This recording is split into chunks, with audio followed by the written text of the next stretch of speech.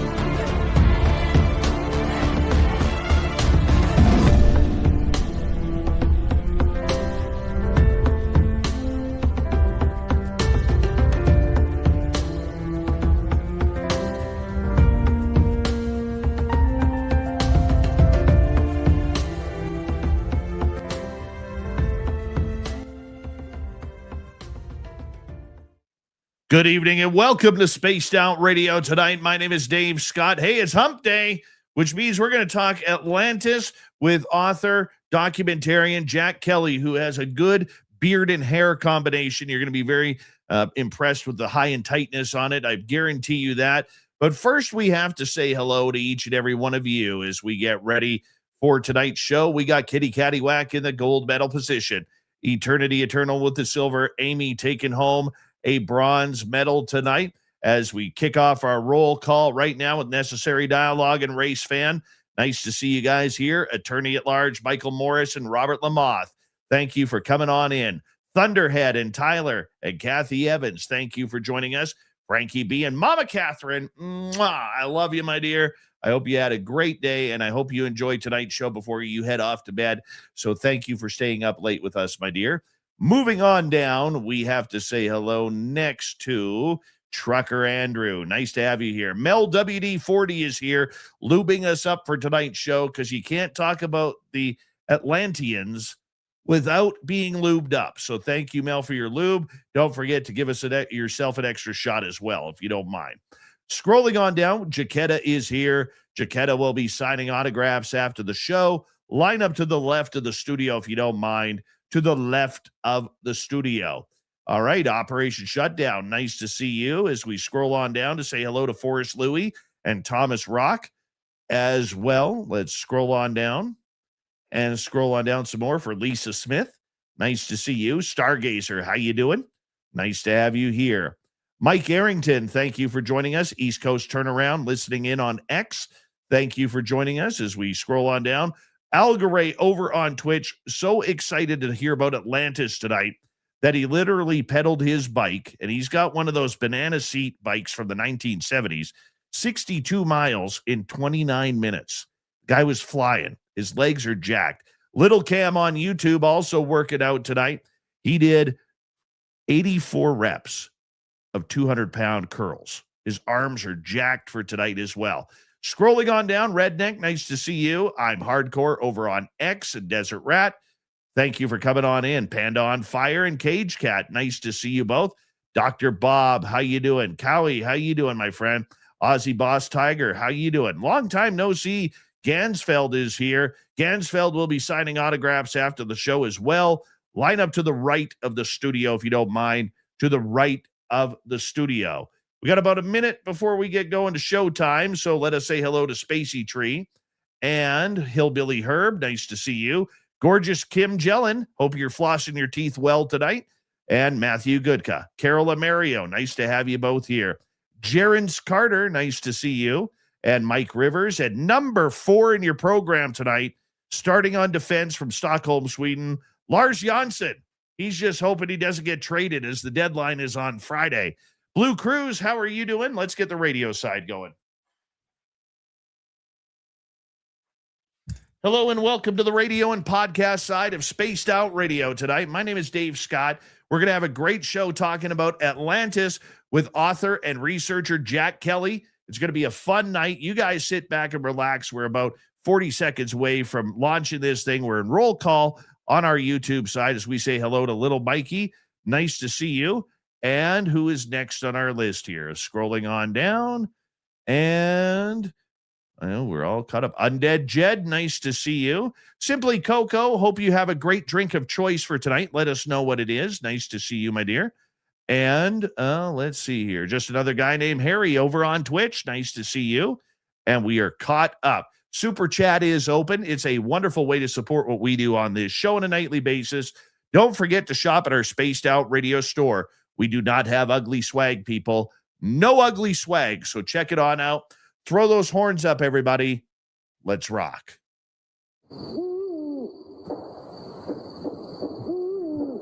Are you ready to hear your mystic voice of the night? It's time to wake up. He's here. Shush. Be quiet. He's ready for you to listen.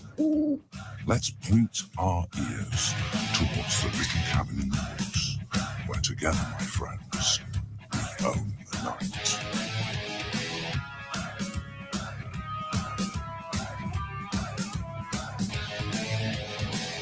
It's time for Spaced Out Radio with Dave Scott.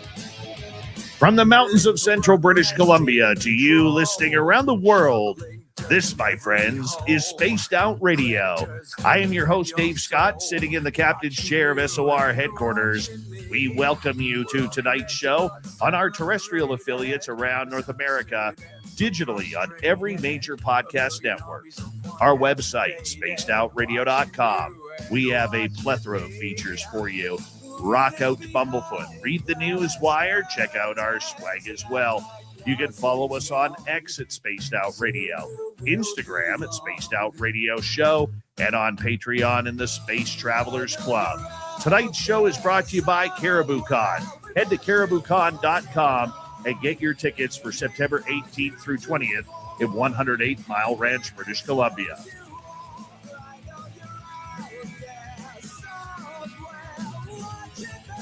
We are going deep, deep, deep into history tonight, talking about Atlantis. Author and researcher Jack Kelley is here from the AtlantisPuzzle.com. AtlantisPuzzle.com. Then in hour number 3, Swamp Dweller joins us for a spooky story. Terry Hall and his beautiful mustache will be here for the weird news of the week coming on up. So let's get right to it, my friends. Jack Kelley studied ancient history, philosophy, literature, language, and architecture at Yale University. No wonder he has such a great beard and hair combination. Holy cow. Where he completed the prestigious directed study program. A committed skeptic by nature, Jack initially dismissed the legend of Atlantis as pure myth, believing it held little historical or philosophical value. That assumption would ultimately be challenged in ways he never accepted. Today, Jack is the writer and producer of Solver and the creator of the award-winning documentary, The Atlantis Puzzle, which came out in 2024. Through his work, he explores the intersection of classical texts, archaeology, and enduring mysteries, approaching controversial subjects with both intellectual rigor and a willingness to follow the evidence wherever it leads. Once again, his website, AtlantisPuzzle.com. You can find his book, The Atlantis Puzzle, Unlock the Secrets of Plato's Final Legacy, on Amazon, Google Play, even YouTube. So let's check it on out together. Jack Kelley, welcome to Spaced Out Radio for the first time. How are you? Dave, I'm great. Thanks for having me tonight. I'm glad that you are here too. I mean, you went to a pretty prestigious school. How do you go from Yale to studying Atlantis? It's a long and circuitous route, Dave, but the long and the short of it is I was on vacation on the island of Santorini in 2019 with my wife, visiting the ancient ruined site of Akrotiri, which is buried under about 40 feet of ash from a volcanic explosion that destroyed the island back in about 1600 BC. So I'm, in the lobby of the hotel waiting for a taxi one day, and my wife just reaches up on the bookshelf and plucks this book off and says, "Hey, Jack, take a look at this. This might be up your alley." I said, "What is it?" The Atlantis Conference 2008. It was apparently a serious academic conference that had happened, I gather, on the island of Santorini. And all these experts had submitted like really serious, well-researched papers about the concept of Atlantis. And as people who are fans of this subject probably know, Santorini has long been one of the places, the real places with a real event, a real explosion that destroyed the island. That's been thought to be either an inspiration or a source for the Atlantis story. So anyway, I'm there. I'm reading this book by the swimming pool while we're on vacation. I stumbled onto the work of a Greek researcher named George Serentidis, and George had written a couple of papers that just knocked my socks off. And I thought, this guy is so intelligent. His research is so thorough, and he stood head and shoulders above everybody else that I was sort of flipping through this book. And I thought, this guy, the hair on my neck started to stand up as I was reading his papers. I thought, my God, what if this guy has actually finally figured this out? And my wife said, "Why don't you write the guy an email?" I wrote him an email. Didn't hear anything back for a few months. We connected during the pandemic, and our first phone, Zoom conversation lasted about 4 hours, and I was totally blown away by the thoroughness of the work this guy had done and the theories that he'd pioneered. So that's how I sort of said, this is so interesting. Somebody really needs to tell this story to a broader audience, and so that started the work on the Atlantis Puzzle, the documentary.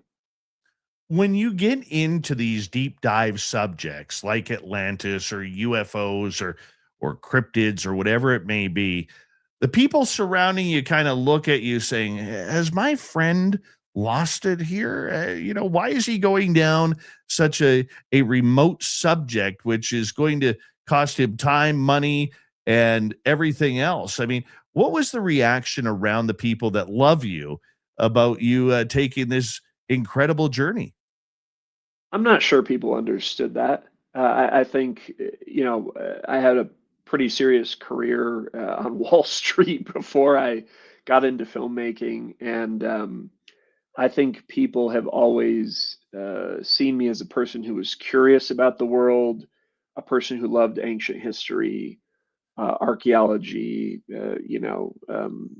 just kind of the classics and philosophy and literature and so forth. So I think people were a little confused when I dove into this, and as soon as you take that step off kind of the main road, well, you encounter two things. One, you're going to encounter um, truths or questions or things you hadn't considered before, but you're also going to encounter a lot of nutty people.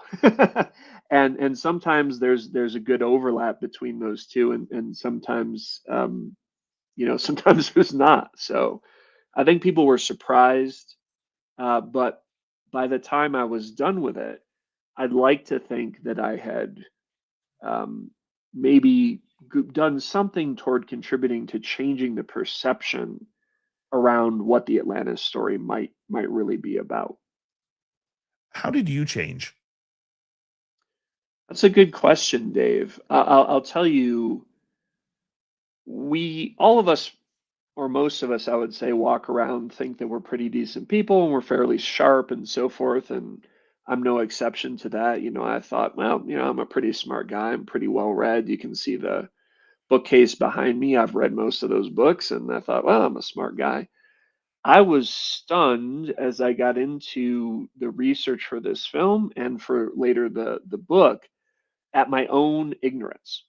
So I couldn't believe, it's the paradox, right? I forget what they call it, but the more you learn or the more you start to understand, the more you become aware that you don't know, right? And I would say that that was probably the biggest thing, is just recognizing the limitations of, human thought, of our archaeological record, and of, just trying to put together the pieces of our human past in a way that has meaning, I suppose.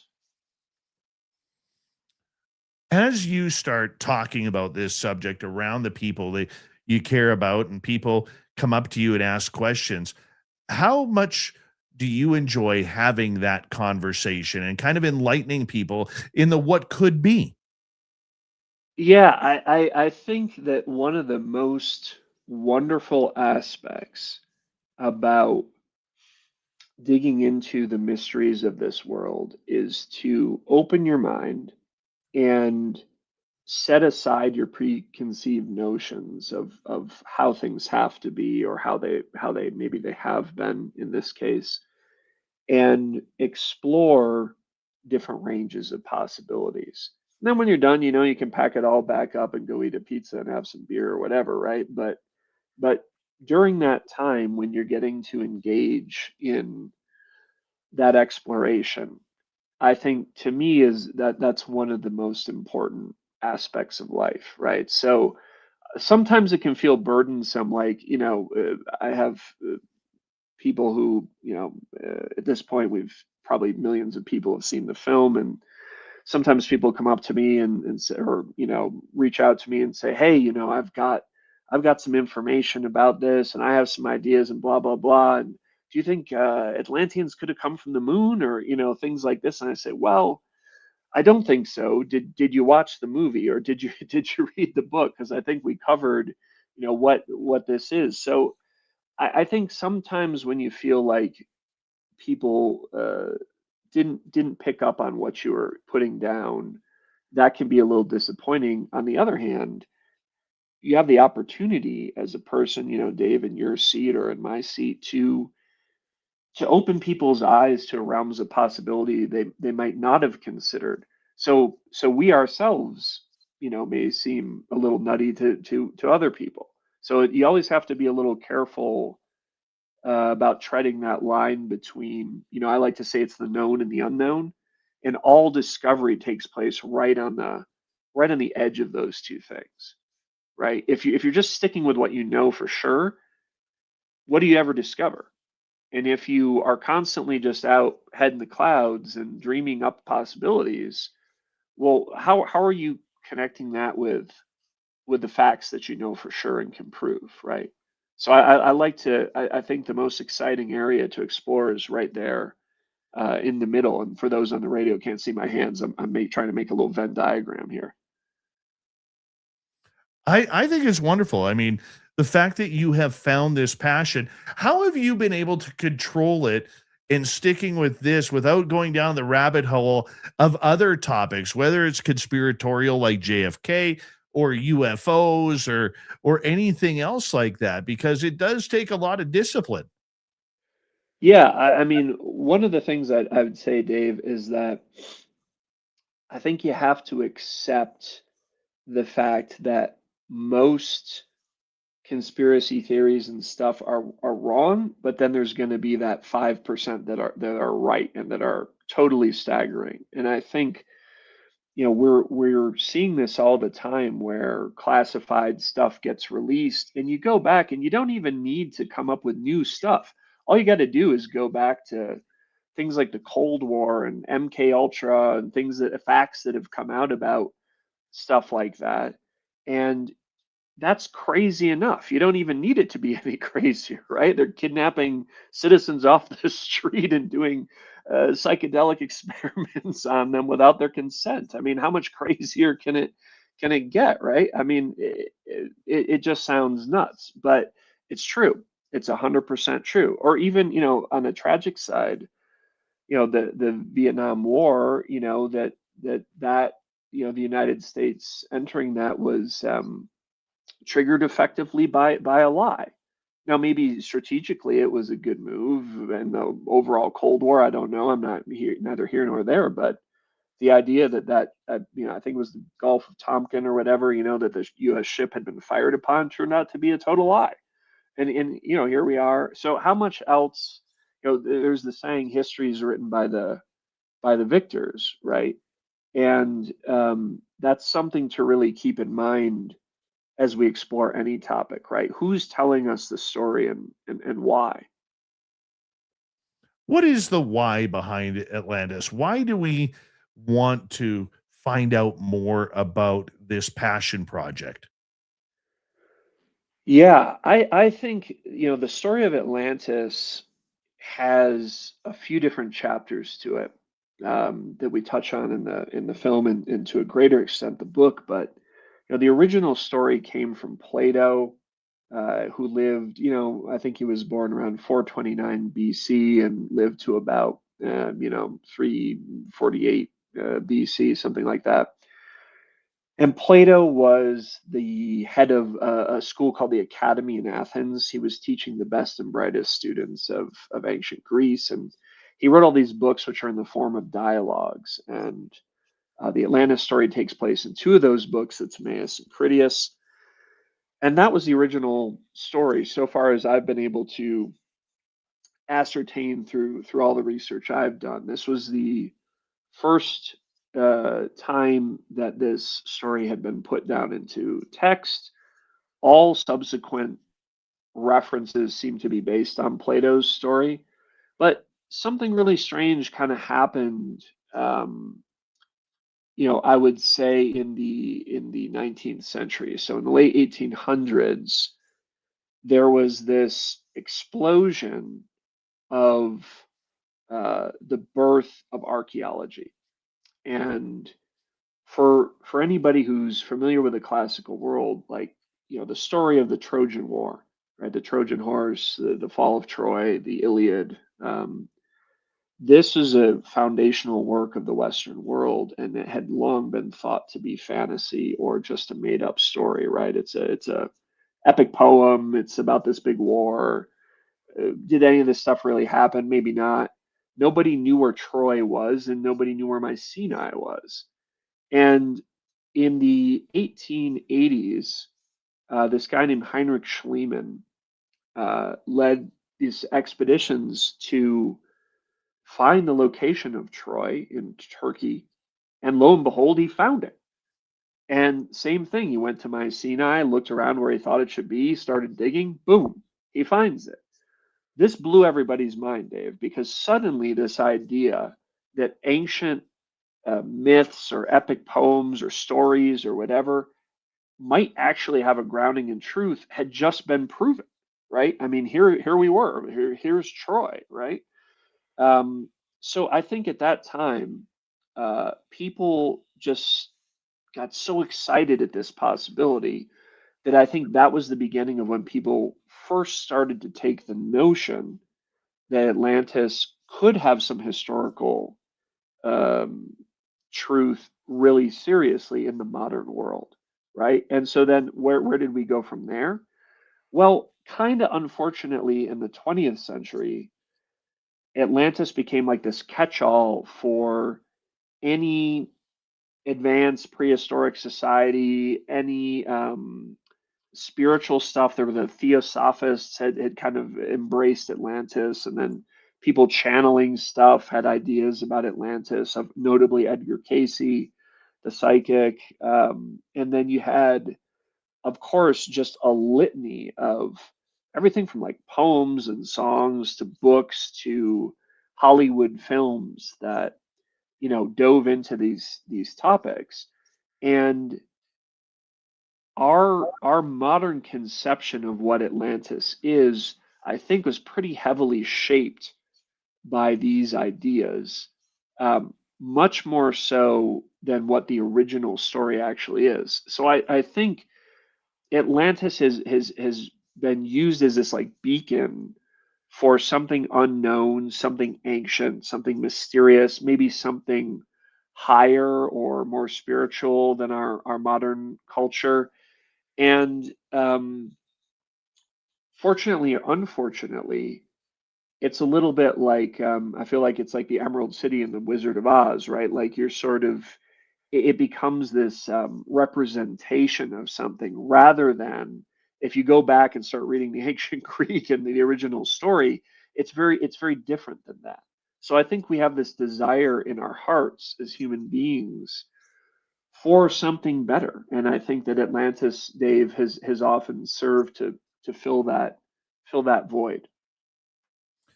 Do you think, going back in ancient history, that it is even relevant for today as we got about 3.5 minutes to go before we go to break? Sure. Short answer is yes. I think that those who don't study the past are doomed to repeat its mistakes.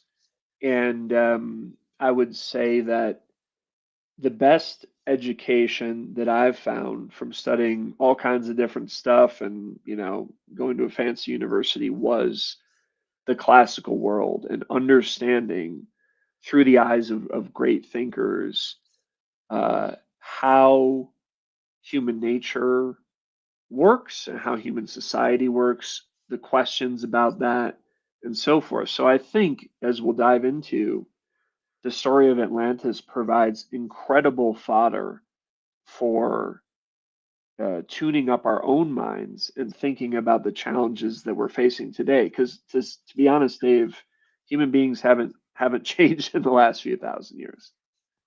No, I do get that, and I can appreciate exactly with what you're saying. But you know, how does something that is, say, 4, 5, 6,000 years old really help us understand where we've come from or what we had prior, rather than what we have, or compare that to what we have today?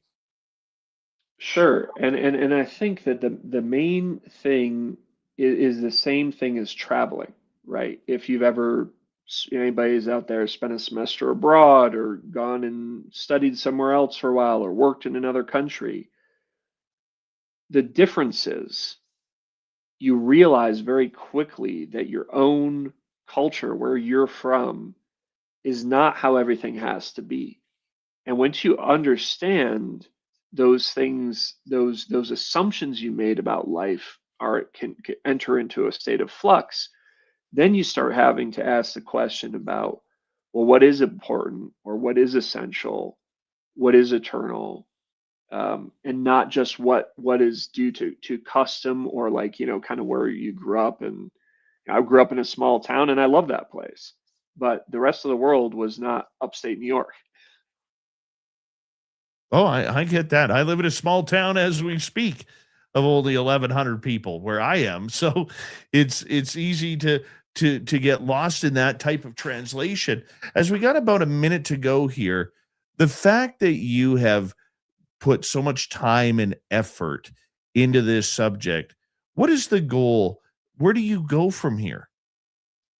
That's a great question. I have a couple new documentaries in the works, one of which is about the pyramids of Egypt.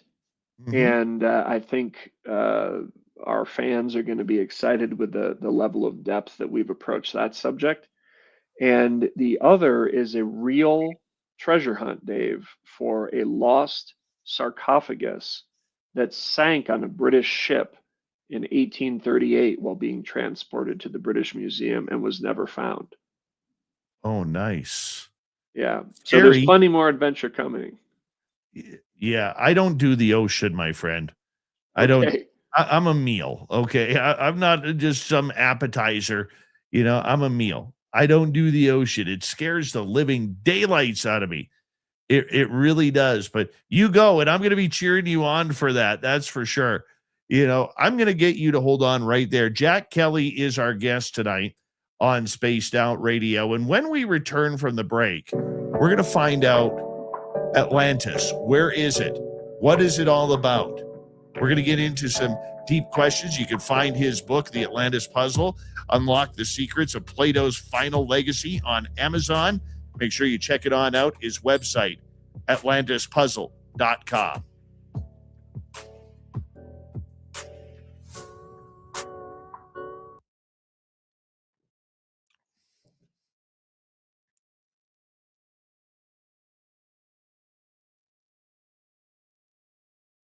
All right, we are clear on that. Let me get you unmuted here. Nice start. Nice start. Super. Yeah. No, these are great questions, Dave. I'm sorry I'm a little tired and out of it tonight, That's but okay. You're doing yeah, great. You're good. doing great. Yeah. No, it's a fascinating it's a fascinating thing to dive into to the distant past, and there's a lot of things we've lost along the way. We haven't just gained. I mean, we've gained technology and electronic gizmos, but what have we lost? That's why I'm so glad I don't live in a city anymore. Yeah. Because it forces you, when you live in a community as small as mine, it forces you to find interesting things to do. Yeah. Yeah. The only problem is most of my stuff that I want to do, I have to wait for the snow to melt. Sure. Well, you may be waiting less and less time these days. I mean, when I was growing up, the snow would be it starts snowing on Halloween, and sometimes it snowed into the middle of May, and I don't That's think where that I live. happens anymore. Yeah. Where I live, it does. Okay. All right. Yeah. Yeah. You're up in BC, right? Yeah. I'm about a 6.5 hour drive northeast of Vancouver.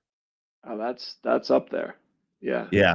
I moved up here about 10.5 years ago, Okay. and there has never been a day that I have regretted moving up here. Nice. Yeah. Yeah. But I wouldn't mind.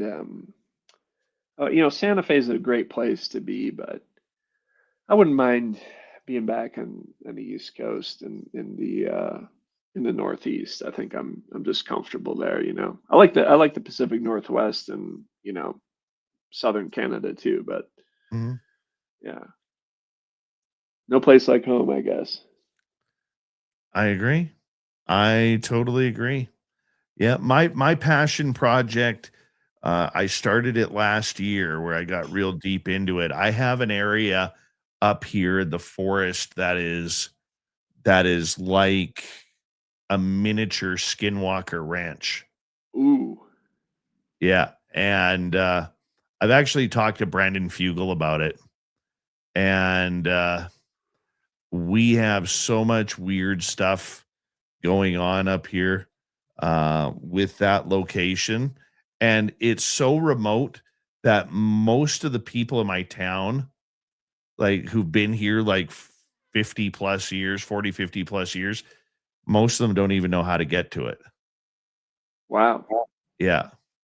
So, so it's that area. We have ghosts from a plane crash that killed 52 people. Uh, Wow. we have Sasquatch.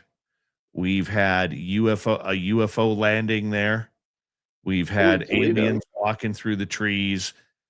We've had the real scary part last year was we had either a skinwalker or a wendigo trying to lure us into the forest. Whoa. Yeah. Creepy. Yeah. Dude, I've never been more creeped out when all of a sudden, out of nowhere, we start hearing this woman's voice. Help me. I'm over here. Can you help me? Yeah. Yeah. And then it Wow. changed. Then she goes, help me. I love you. I'm over here. And then there was a pause and it changed to a man's voice of, help us. We're over here. Can you help us? And it was all monotone, right? It was all monotone. And it was like, I'll be honest with you, it scared the shit out of me, right? We're on break, so I don't mind saying that. Yeah. But it scared the shit out of me and my buddy. And we were like, we're out of here. Time to leave. You're not the only person I've talked to who's seen and experienced unusual stuff. Like I myself, like I've never seen a UFO. I've never seen a ghost.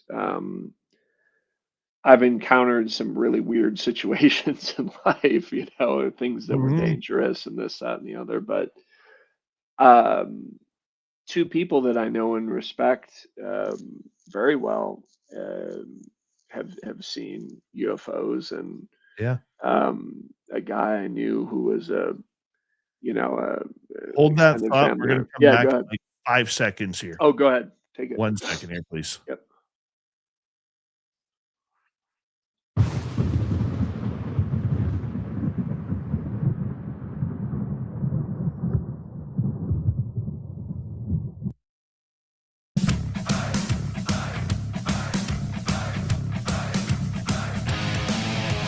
Here comes the second half hour of Spaced Out Radio tonight.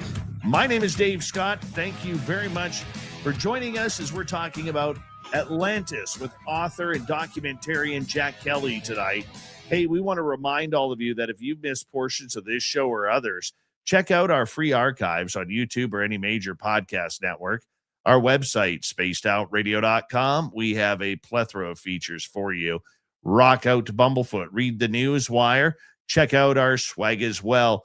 You can follow us on X at Spaced Out Radio, Instagram at Spaced Out Radio Show, and on Patreon in the Space Travelers Club. Jack Kelley is an author and a researcher, formerly of Yale University, now a documentarian who has his website, atlantispuzzle.com. And he has a book out on Amazon called The Atlantis Puzzle, Unlock the Secrets of Plato's Final Legacy. This sounds so interesting, my friend. Really interesting that you've gone down this road. I mean, when you look at Atlantis, most people will say, Jack, I'm going to ask you the obvious question right off the bat. Where is it? Where do you think it is?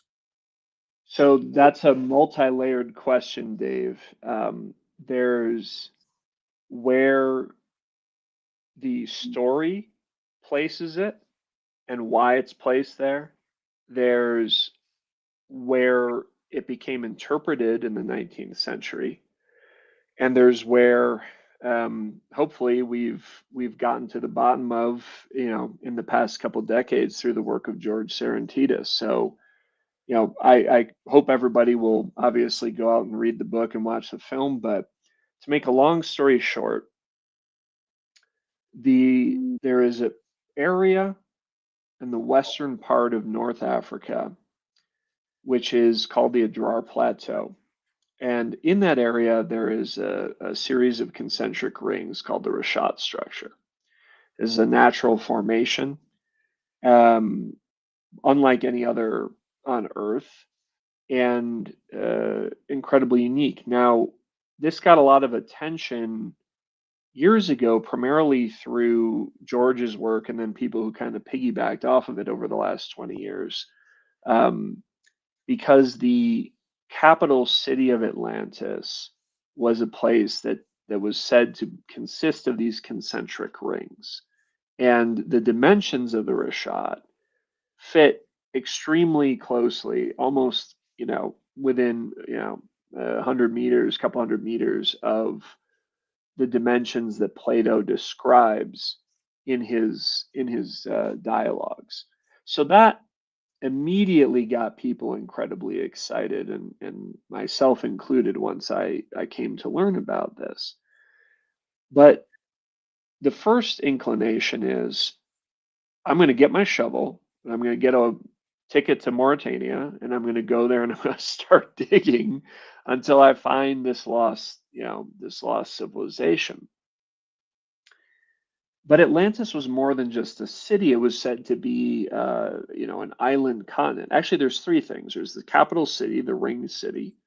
There's this weird pointed-shaped island, and then there's the island continent itself, which is said to be larger than Libya and Asia in length, put together. And that's a real head scratcher, right? And part of the reason that I think Atlantis has been misinterpreted for so long is the nature of the translations of Plato's original works. Because let's face it, most people today are not reading the ancient Greek. They're reading the story in their own modern language, whether it's English or French or Spanish or what have you. Most of the notable translations, Dave, that happened again in the 1800s um, were were done by people who didn't have something that we have today, and that is an awareness of climate change, long term. I'm not just talking about human climate change in the last 500 years or whatever, but long term climate change over tens of thousands of years. And once you start to put some of these pieces together, it starts to explain why people assumed or mistranslated this idea that Atlantis was in the middle of the Atlantic Ocean and sank and so forth, because that's not what the original ancient Greek says. And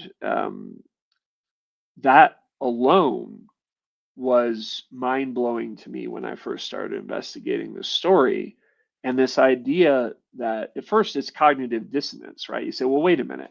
This doesn't sound like the story I heard. What do you mean West Africa? This is you're telling me this is where it was. It doesn't sound like what I think the story is. But the key thing is what you think the story is. And so being a skeptical guy, when I started reading Serentidis's research, I went in and started fact checking all the things he talked about. And lo and behold, Dave, one thing after another checked out. And as far as where the story was intended to be set, this is where it is. And I have I have a lot of evidence that suggests that is the case. As to what parts of the story might be true or not true, that's a whole nother discussion. When I look at some of the main ancient mysteries around the world, I think of Atlantis, I think of Göbekli Tepe, even where Noah's Ark may have been, because there's still a lot of ancient evidence that is out there that we really haven't proven or found yet. But there's so much text in scripture, even the pyramids in Egypt or the Mayan pyramids. There's so much scripture and everything. We know that this has existed, or at least some form of it. How do you take such ancient scripture and combine it with today's technology, today's research levels with computers and everything to try and find accurate info for what you do? Yeah, so this is one of the most interesting things. And again, Serentidis kind of pioneered this in the first half of the 21st century.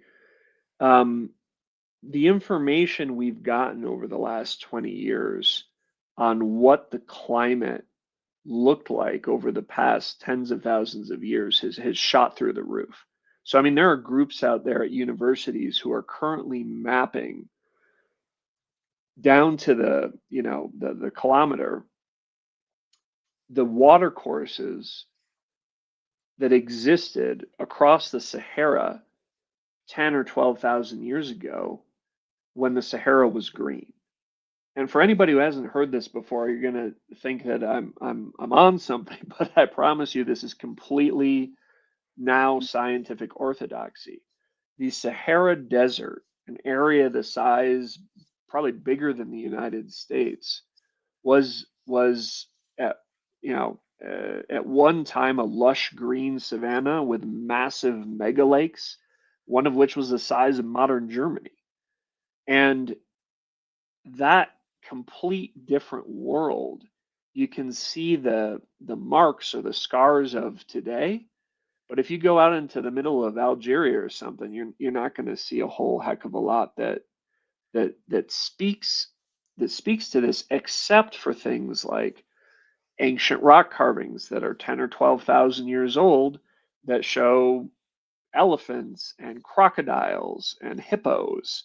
Well, when's the last time you saw a hippo in the middle of the desert, right? And there was a guy named, I believe it was Heinrich Barth. He was a German. I think around 1844 was the first modern European to kind of really do extensive travels across the Sahara and start mapping out some of these different routes.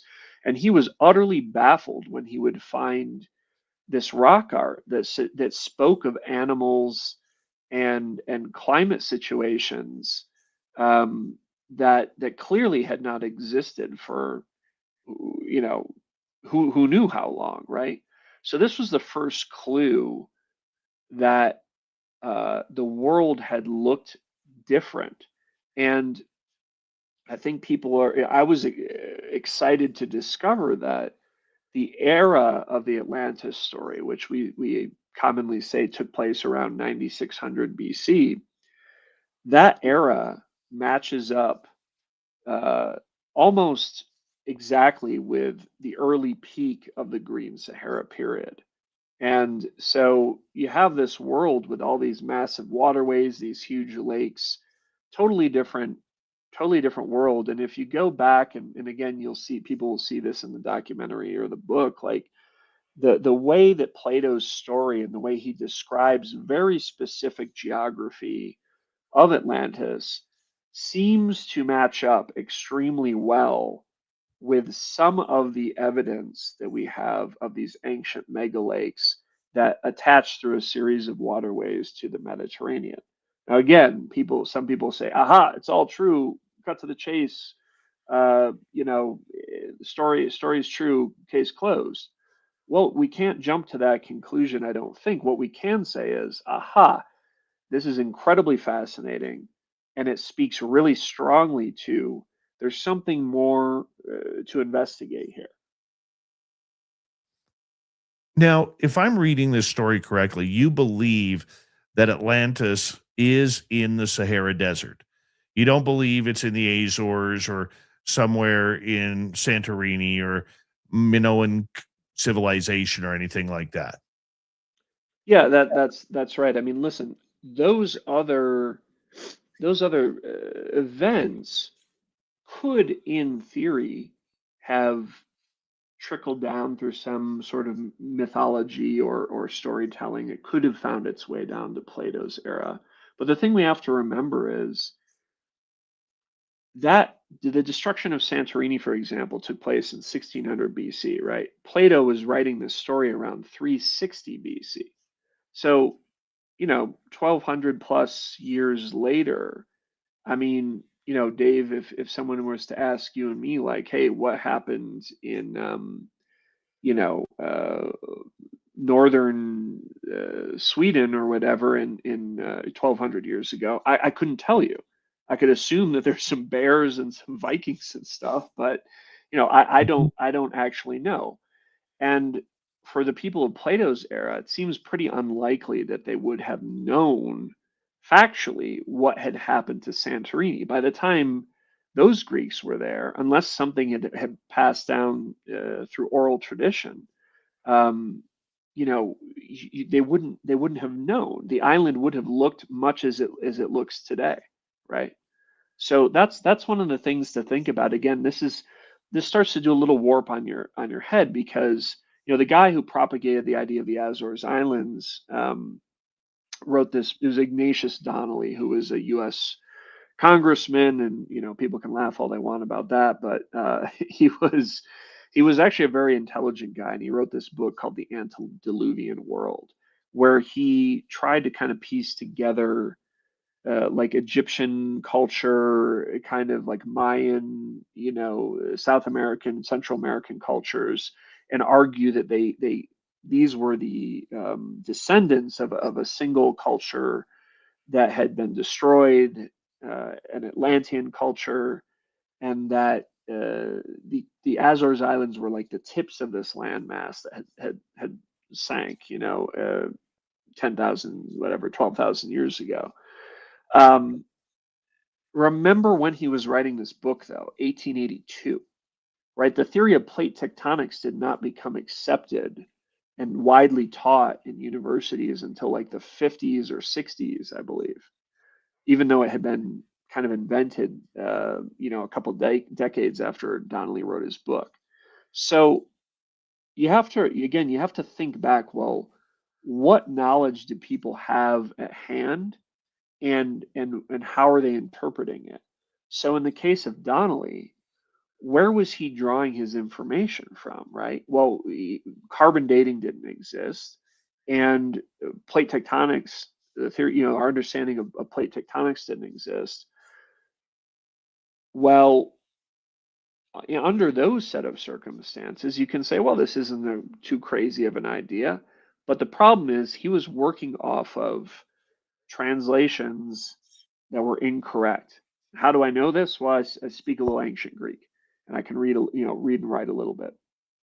And so I can go back and I can compare the English translation to the ancient Greek, and I can see how these translators have modified this stuff. And again, I'm not a expert in ancient Greek. I studied more Latin when I was in high school and college, but someone like George Serentidis or Evdokia, who was an expert that he brought in to check his translations, are able to verify some of this stuff. And one of the key things was this idea that to get to Atlantis from Greece, you had to cross a sea, a body of water called an Atlantic Pelagos. And every single person up until Serentidis had interpreted that as the Atlantic Ocean. But Dave, I got news for you. The Greeks knew what the Atlantic Ocean was, and they had a word for the ocean, which was okeanos. That word does not exist in the Timaeus or the Critias, the two books that contain the Atlantis story. Plato used that word in other books he wrote. So if he had wanted to use that word and referred to the ocean, he would have used it. This wasn't a vague dude, right? He was a very specific user of language. So, well, what the heck does Atlantic Pelagos mean? A pelagos is a sea that's partially enclosed by land. The modern Greeks still use that word to refer to the Aegean Sea. It's the Aegean Pelagos, or the Ionian Sea, the Ionian Pelagos. The other thing you have to remember is the specificity of language, right? And this is where I get into my nerd stuff. But like what we call the Black Sea, the ancient Greeks called the Euxenos Pontos. What the heck does that mean? It means like the brackish sea that's friendly to strangers. Well, that's kind of a weird name for a body of water, wouldn't you say? Why'd they call it that? Well, it used to be called the Aexinos Pontos, which meant the sea that was unfriendly to strangers. What happened? Why did it change? Well, when the ancient Greeks colonized parts of the Black Sea and developed trading relationships with the tribes there, the tide turned and it went from being the unfriendly sea to the friendly sea. So the Greeks made so much of their living through maritime trade or war or fill in the blank commerce, that they had very specific language for these things. For example, the Mediterranean Sea was not called a Pontos or a Pelagos. It was called a Thalassa, right? It's a different word which means something different. So if Plato says, hey, or Dave, if you and I are talking about going out in the woods in British Columbia and we say, hey, you got to go until you cross the creek, or you got to go until you cross the river, that means two different things, right? And they're similar, but they're certainly different, right? Same thing, the pond, let's go fishing in the pond, or let's go fishing in the lake, or let's go fishing in the Pacific, right? So all these things put together, and again, for people who want to, see it, you'll get into it watching the film or reading the book, but these key pieces of information, Dave, really lock in the location of what we would call, in air quotes, Atlantis to Western Africa. And there's no other place like the Rashat structure. I mean, the evidence kind of stacks up once you kind of go through the checklist. And again, I find that utterly convincing. The next question is, well, what should we take away from this? We got 5 minutes to go before we have to go to break at the top of the hour. Jack Kelley is our guest tonight talking about Atlantis. Now, in my studying up for this, one of the things that I learned, and it kind of caught me off guard with what your research does, is a lot of scientists and anthropologists and everybody believe that the Sahara theory is not correct. They feel that it is something that is, a little bit too far-fetched from the evidence. Yet you were pretty staunch on this. What has given you the conviction that this is the place personally? I know you just gave a beautiful answer before, but what is your conviction? Well, in terms of the facts of the climate, I mean, I read over 100 research papers on ResearchGate for this and interviewed a dozen PhDs. So, in terms of what our modern archaeology and climate science and geology can tell us about what the climate was like, that's not really up for dispute, right? That's factual. As far as, well, where should we conclude where Atlantis is, and how does that map up with the story? Um, there's a lot of layers to the onion there, Dave. But Right. again, I think going back and looking at the specific language, the specific words used, the specific geography described, and then mapping that up to a real place and using a process of deduction. For example, the idea that that Atlantis was out in the Atlantic Ocean, not only wrong because of the Pelagos versus Okeanos word usage, but this idea of where were the pillars of Heracles or Hercules? Well, the modern location of the pillars of Hercules at the Strait of Gibraltar um, was never impassable during like the last 5 million years. Impassable to ships is what the passage says. Well, what does that mean? And certainly the Atlantic Ocean never silted up, right? So we have to be looking for a different body of water that at one time had been navigable, but now had silted up and was not passable to ships or less passable to ships. And lo and behold, we find something called the Schatz megalake, and which exits into the Mediterranean in the region of modern Tunisia. So again, cross-referencing the ancient world that we know from modern climate science and geography with the book, what we're doing is we're trying to map something up um, and figure out where those overlaps are. And to me, that was one of the most exciting processes of this whole thing, was saying, aha, okay, we've pinned this down. And ironically, Dave, I think it would be less controversial if I was looking for something like the ancient city of Galonis that was described in Herodotus, right? This massive city with wooden walls 5 miles long. I mean, sounds crazy, right? Well, they found that. I believe I think it's somewhere in the Ukraine. Just something that for centuries people thought had been made up, and lo and behold, evidence of that has been discovered and documented. So the idea that a lost place could be found when you really carefully map it up with an ancient description is not a new idea. Obviously, we have Troy and Mycenae as examples, but because it's Atlantis, it it takes on this fantastical bent, and it starts to people seem to think it's a bit nutty. So again, not saying that the story actually existed exactly as it was described. In fact, I don't believe that's the case. But as far as where the geography was, I think that's pretty far beyond dispute at this point. Definitely not in the Caribbean then. You're talking about that weird like J-shaped rock formation down there, And Bimini Road. isn't there a Yeah. path near Belize that goes underwater like a road rock path? Are you talking the Bimini Road? Yeah, Like the Bimini that Road, thing? yeah. Yeah, yeah. I first saw that in like a television special back in like the 80s. I think that I think they've shown that maybe that could have been some kind of a dock at a time when sea levels were lower, but that's pretty far cry from an entire continent. All right, we are through 1 hour with Jack Kelley, author of The Atlantis Puzzle, which you can find on Amazon, his website, atlantispuzzle.com. You can find his documentary and all of his work there. Make sure you go check it on out.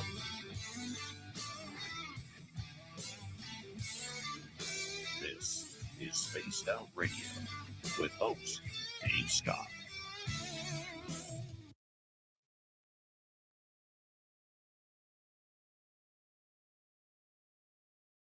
All right, my friend, we are just through 1 hour. I'm going to put you back in the green room. We got about 5.5 minutes, okay?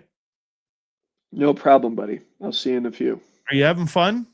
Yeah. No, this is great. I mean, I've been on a lot of shows and podcasts, so I've heard everything you can imagine Gotcha. thrown at me. So Well, yeah, let's continue it when we return. absolutely. And you know, if you want to angle off into any particular direction, Sure. Dave, you just take the bull by the horns. I'm just enjoying listening to you, my man. Okay, fantastic. Be right back. All right, everybody, here is my schedule coming up, and we'll be right back.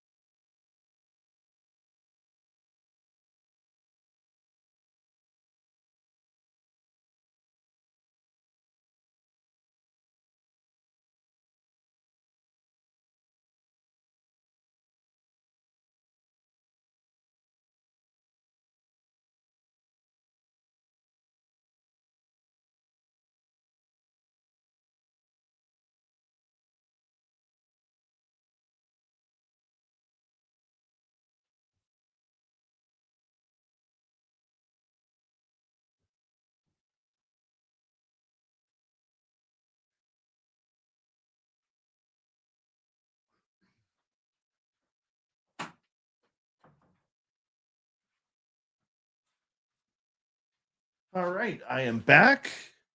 Let's bring Jack back in as we got about a minute to go here. Jack, how you doing? Good, Dave. Good. I'm glad you're enjoying tonight. Well, it's always a pleasure. I mean, one thing you learn pretty early on is, you're never going to convince people about things like, as you say, politics and religion. And Atlantis can be a potent cocktail, both of those things sometimes. Very true. We got about 30 seconds to go. We're still waiting for our first super chat of the night. We would appreciate the help. And of course, you could shop at our Spaced Out Radio store. There's nothing ugly there. You can walk out in public and be proud of what you're wearing. And of course, you can always get your tickets for CaribouCon. CaribouCon.com is the website. Go get your VIP tickets today. Here we go, everybody.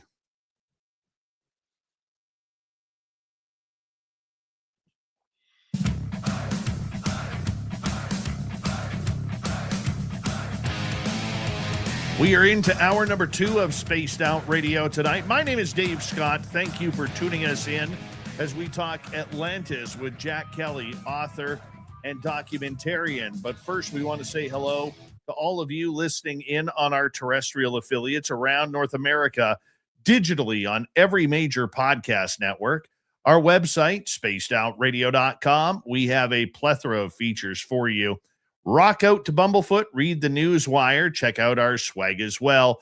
You can follow us on X at Spaced Out Radio, Instagram at Spaced Out Radio Show, and on Patreon in the Space Travelers Club.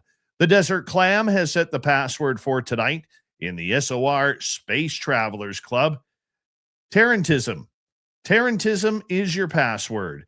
Use it wisely, Space Travelers, as the Clam sets the password each and every night right here on Spaced Out Radio. His website is atlantispuzzle.com. Jack Kelley's book, The Atlantis Puzzle, Unlock the Secrets of Plato's Final Legacy, can be found on Amazon, Google Play, YouTube. You want to check it on out. Jack, thank you so much for being here. We really appreciate your time. Pleasure to be here, Dave. I'll ask you the same question you've been asked a million times. If Atlantis existed, and we kind of know where it is, we hear about how advanced this society was, that apparently they may have had a lot of technology there. What gives us the understanding that Atlantis was like what we are today? Maybe not exactly what we were today, but the technology was quite grand there. Yeah, and this is a real can of worms, Dave, because this idea that there were societies that preceded us that were either similarly advanced or even more advanced than we are has gained a lot of interest in the last couple decades. One of the things that spurs that on is fascination with the impressive nature of ancient monuments, like, for example, the pyramids of Giza, which even by conventional dating methods are, 4.5, 5,000 years old at the youngest, right? So people look at that stuff and they say, this is so stupendous, so impressive. Surely whoever did this couldn't have done it with just sort of the basic tools and materials that the standard archaeological story tells us that they had, right? And so I have a friend who's an Egyptologist, and he said, listen, this is all great, this idea of the advanced ancient civilizations and so forth, technologically advanced, I want to point out, but as he likes to point out, he said, well, where's the physical evidence for this? So mainstream kind of academia kind of looks down on this idea. On the other side, there are occasionally these kind of anomalous artifacts that pop up in the archaeological record, and we have them today that suggest that there were levels of technological ability that were greater than what we tend to typically ascribe to people of the ancient world. A great example of that is the Antikythera mechanism from a couple thousand years ago, which I've seen the actual ruins of. It's at a museum in Athens. And that was the world's essentially first analog computer that we know of, right? Um, so so when you see something like that, your brain starts to go to places like time travel and this, that, and the other. But no, this was something that was made and in the era, the materials of the era, and so forth. It just goes to show you that the minds and the thinking of people of the ancient world were just as strong, if not stronger than our minds today, right? Fewer distractions and so forth. So what about this idea of Atlantis as this like high technology society? Well, if you go back and read the original texts from Plato, the Timaeus and the Critias, they don't talk about flying machines or lasers or UFOs or aliens or submarines or any of that kind of stuff. These people had a large army that fought with chariots and horse teams and spearmen and archers, and they had wooden boats that were similar to Greek triremes, right, rowed by guys with oars. So the society that's described in Plato's original books sounds a lot like something between a Bronze Age up to a classical Greek society. So for people not familiar with those time periods, that would be somewhere between 2500, maybe 3000 BC up to maybe four to 300 BC. So that's old, but it's not. It doesn't match up with what we see in the archaeological record from 9 or 10,000 BC. So that's one of the first head scratchers about this. Is we have a modern conception that Atlantis was like this, and you see it in all the Hollywood movie versions of Atlantis, right? It's either underwater, or it's a dimensional warp hole, or it's crystal powered nuclear reactor, or it's something really far out there. I'm sorry to say that those conceptions, because it'd be awesome if that was true, but those conceptions seem to have mostly come about through fictionalized versions of the Atlantis story. So the original story, again, really describes something much more akin to like an archaic Greek civilization, certainly as far as like the architecture and the military is described, Dave. Yeah, I can totally see where you're going with that, because I mean, we always try to romanticize these type of things a little bit too much, and to say that they had computers or they had AI technology or flying cars. I mean, we've heard it all kind of come from there.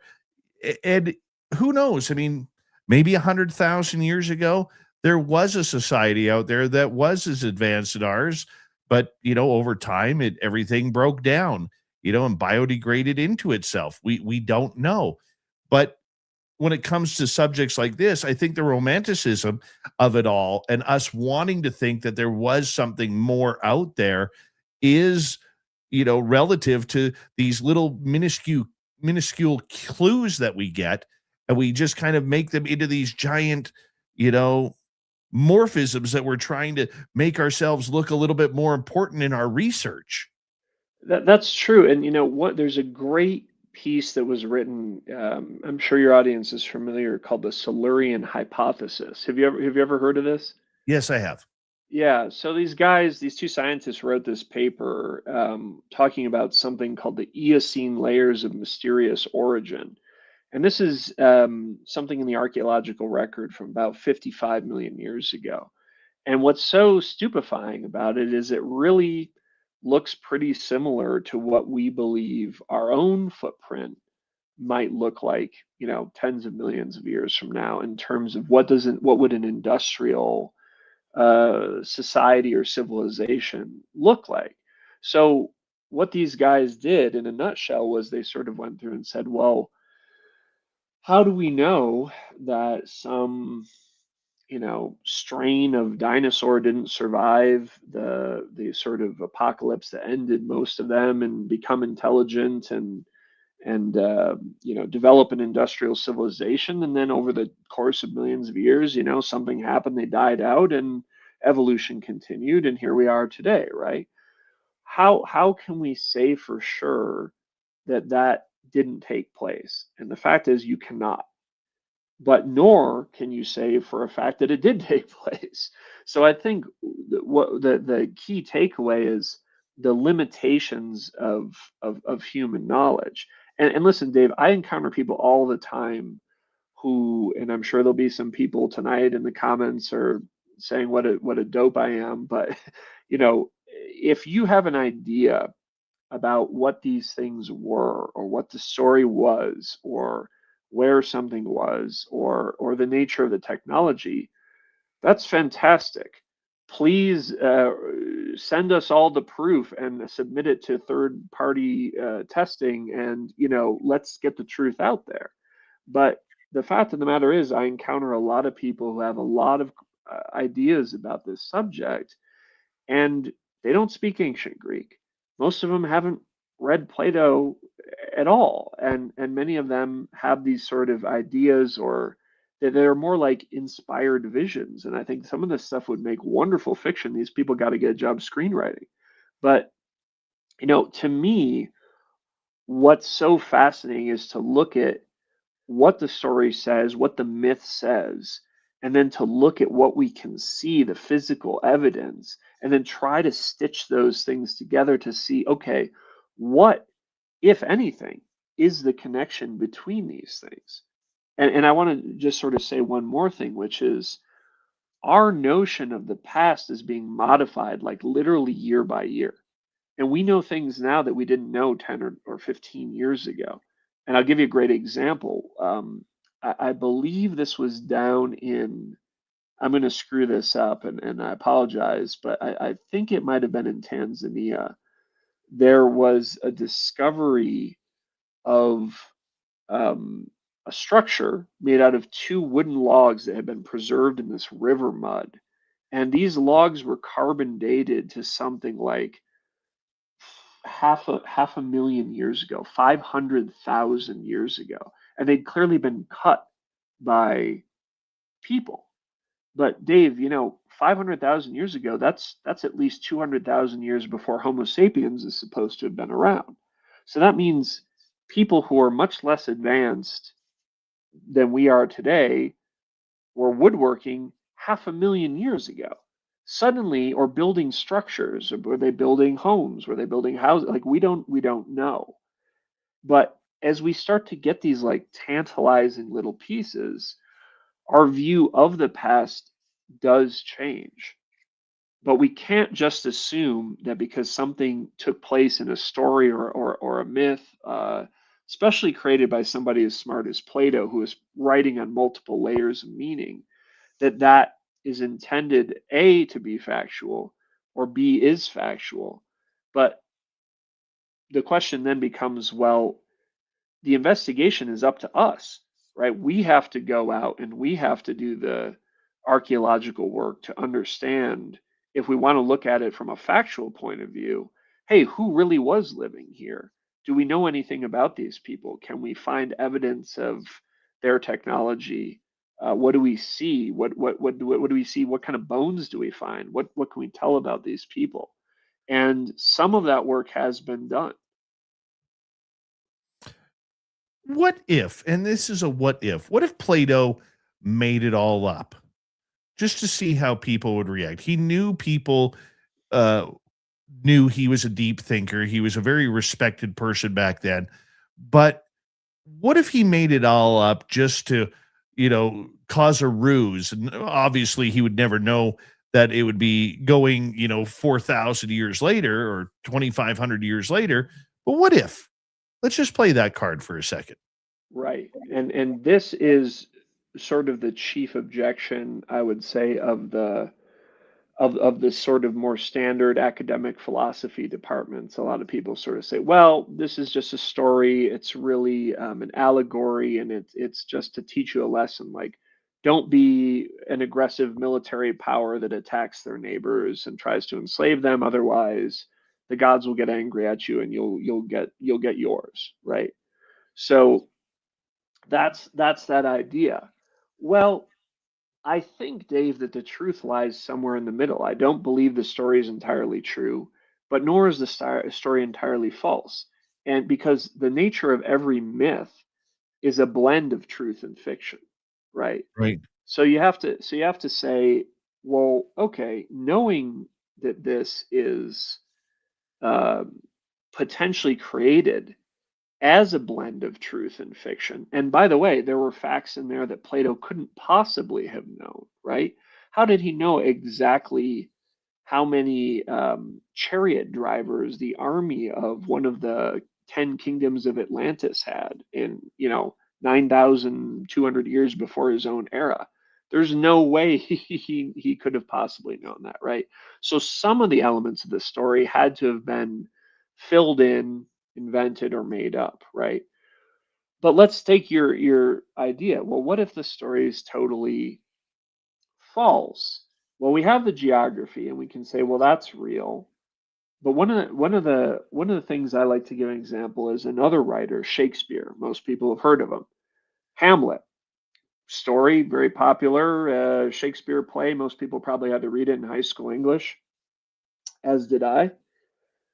So that story takes place at a castle called Elsinore, and it's supposed to be in Denmark. And Prince Hamlet, goes through all this sort of stuff. Well, this is based on a real castle called Helsingør, is the name of the town. I've been to the castle, uh, but there's a little. So you could say, well, was the story of Hamlet actually real?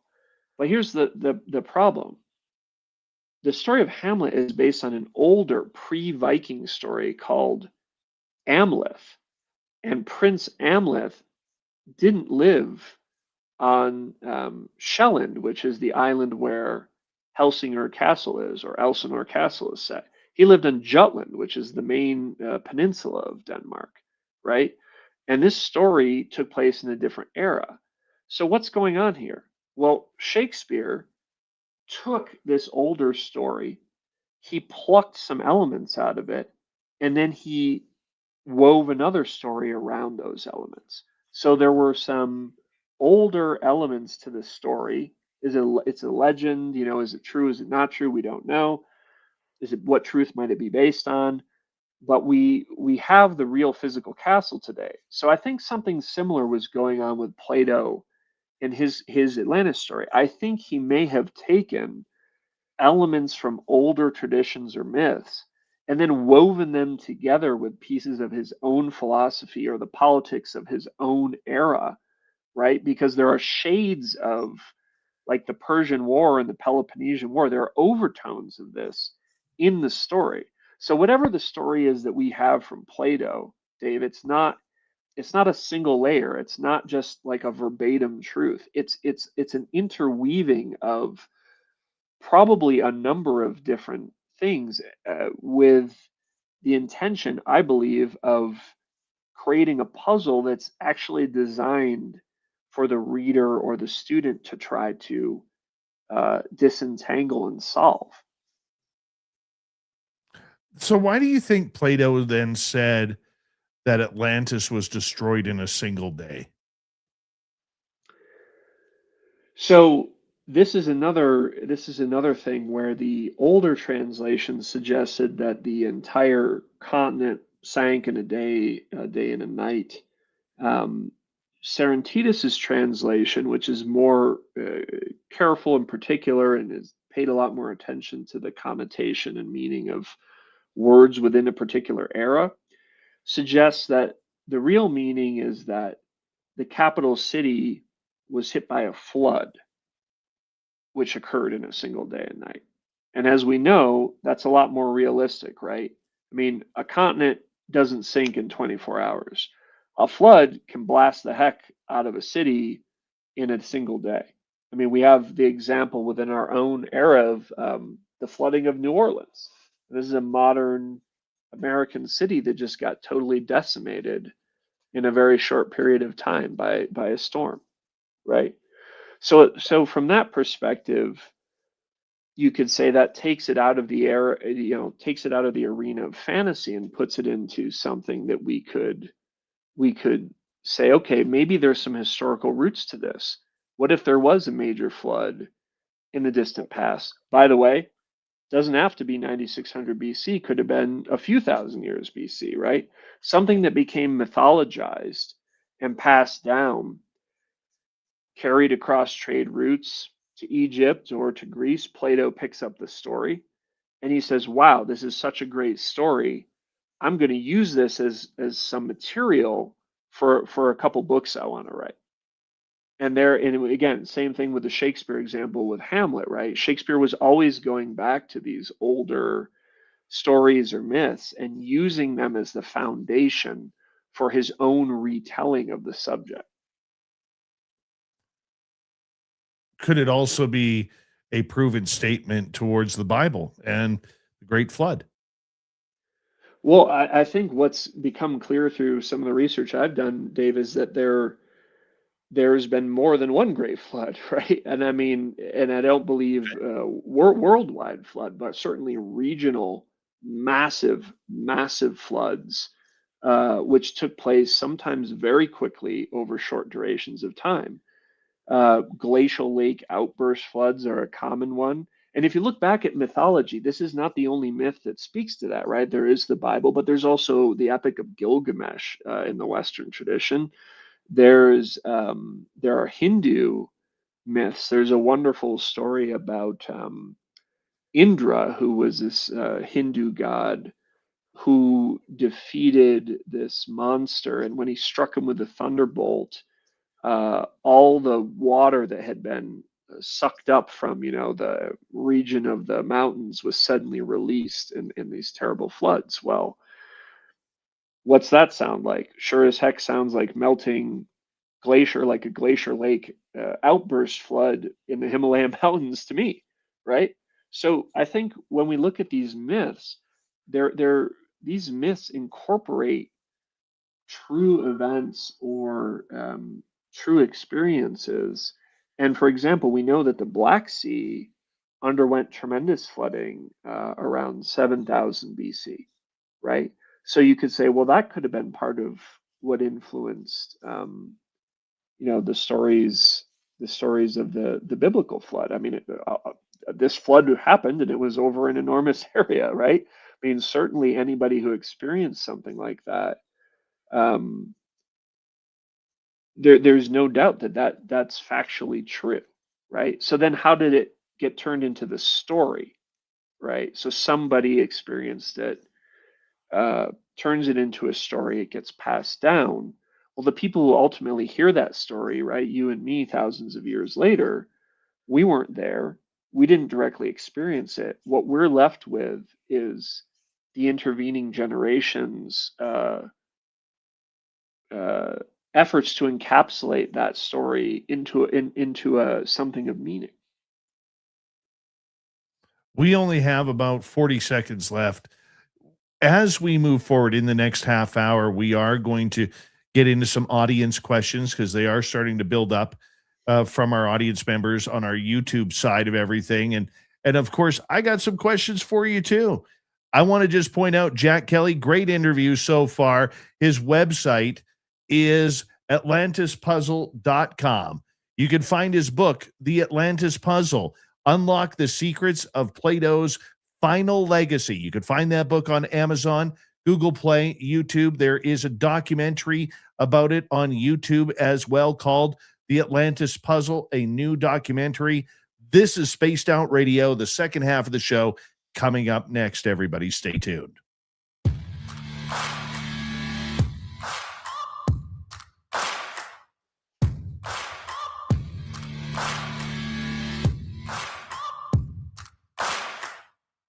You're listening to Spaced Out Radio with your host, Dave Scott.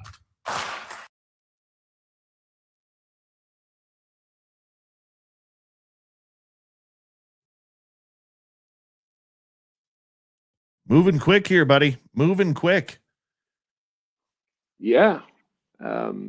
It's a fun subject. I mean, you can get into these, you can really get into the weeds on this pretty quickly, but it's a cocktail of archaeology, climate science, history, philosophy. It's really and we're just scratching the surface, frankly.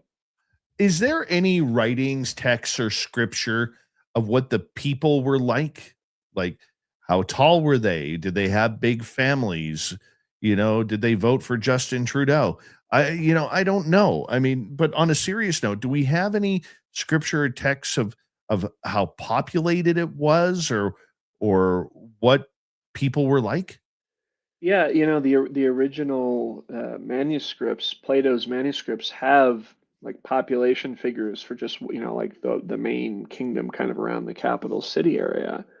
And I've in my book in an appendix, I compare those population figures to the population figures of like those modern countries that would make up the Atlantis region, and kind of go through some math and compare. But there's also like hints in there, Dave, that Plato's making allusions to other things, right? Like the size of the Persian army during the Persian invasion of Greece, which happened a couple generations before Plato, right? So for example, the size of the armada of the Atlanteans is supposed to be 1,200 ships.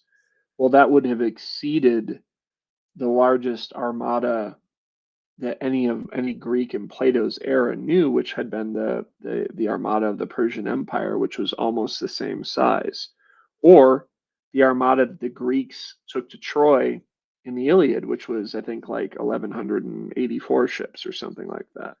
So the numbers and the references speak to allusions to things that were happening within the Greek cultural epoch, and I think most people they probably miss that because they haven't recently read Thucydides or Herodotus, right?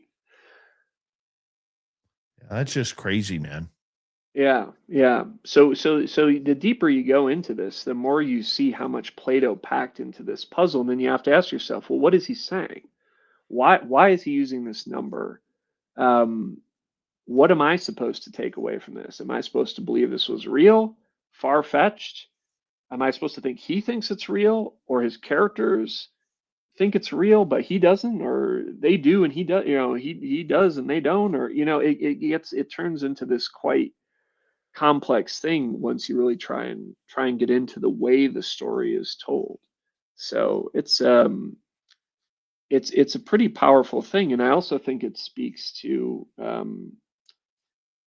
it's a story about whether something could be mythological that speaks back to the question of why do we create stories or origin myths in the first place?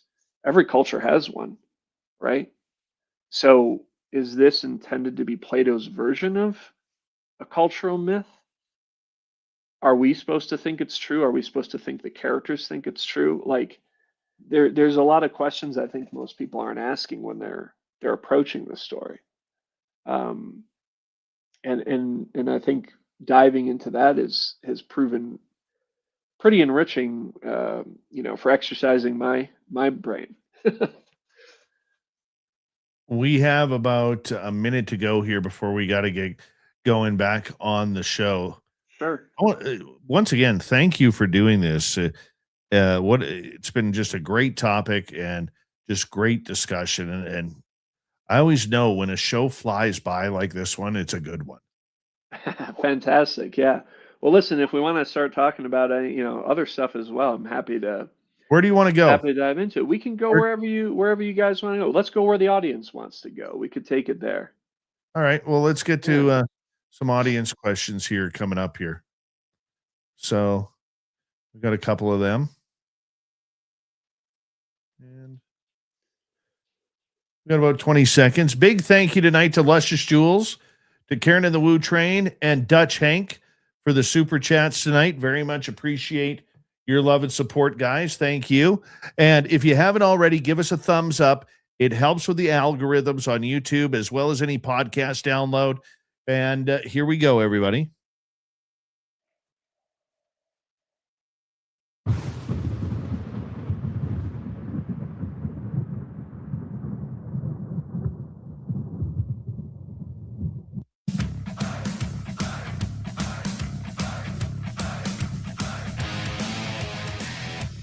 We're into the second half of Spaced Out Radio tonight. My name is Dave Scott. Jack Kelley, our guest, author of The Atlantis Puzzle, the website, atlantispuzzle.com. And you can get his book on Amazon right now, The Atlantis Puzzle, Unlock the Secrets of Plato's Final Legacy. What a creepy title, but a good title. That's honestly, Jack, that's a solid title, man. Thank you. Yeah. Well, these were a couple of the last books Plato ever wrote. So the message that we're supposed to be getting from this stuff, maybe one of the last things that he wanted to leave people to think about. Your documentary can be seen for free on YouTube as well, which is always really cool when our audience gets to see it for free. Tell us about the documentary.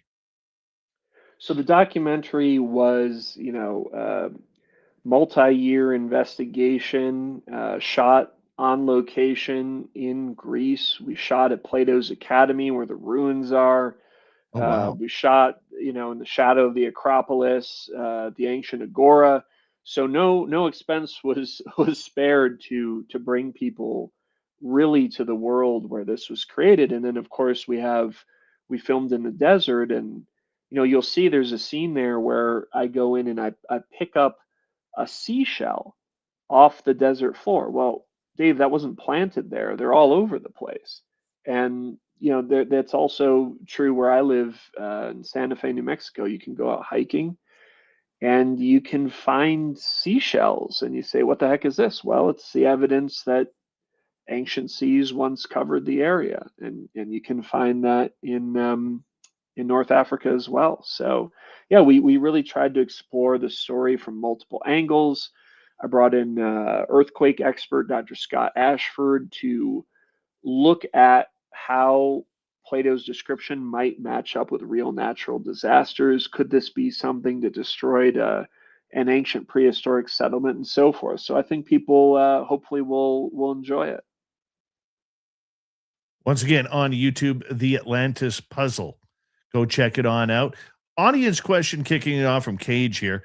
Do you believe in Lemuria and Mui as well? So Lemuria and Mu. Okay, so these are two other alleged lost continents.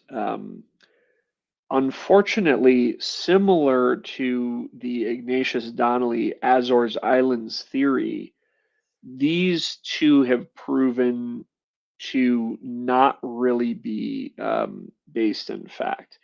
And the Lemuria thing came about because there are sort of lemurs in, I think it's Madagascar or maybe Eastern Africa, and there are lemurs over in Asia. And people said, well, how did these lemurs get here, right? They don't live in between.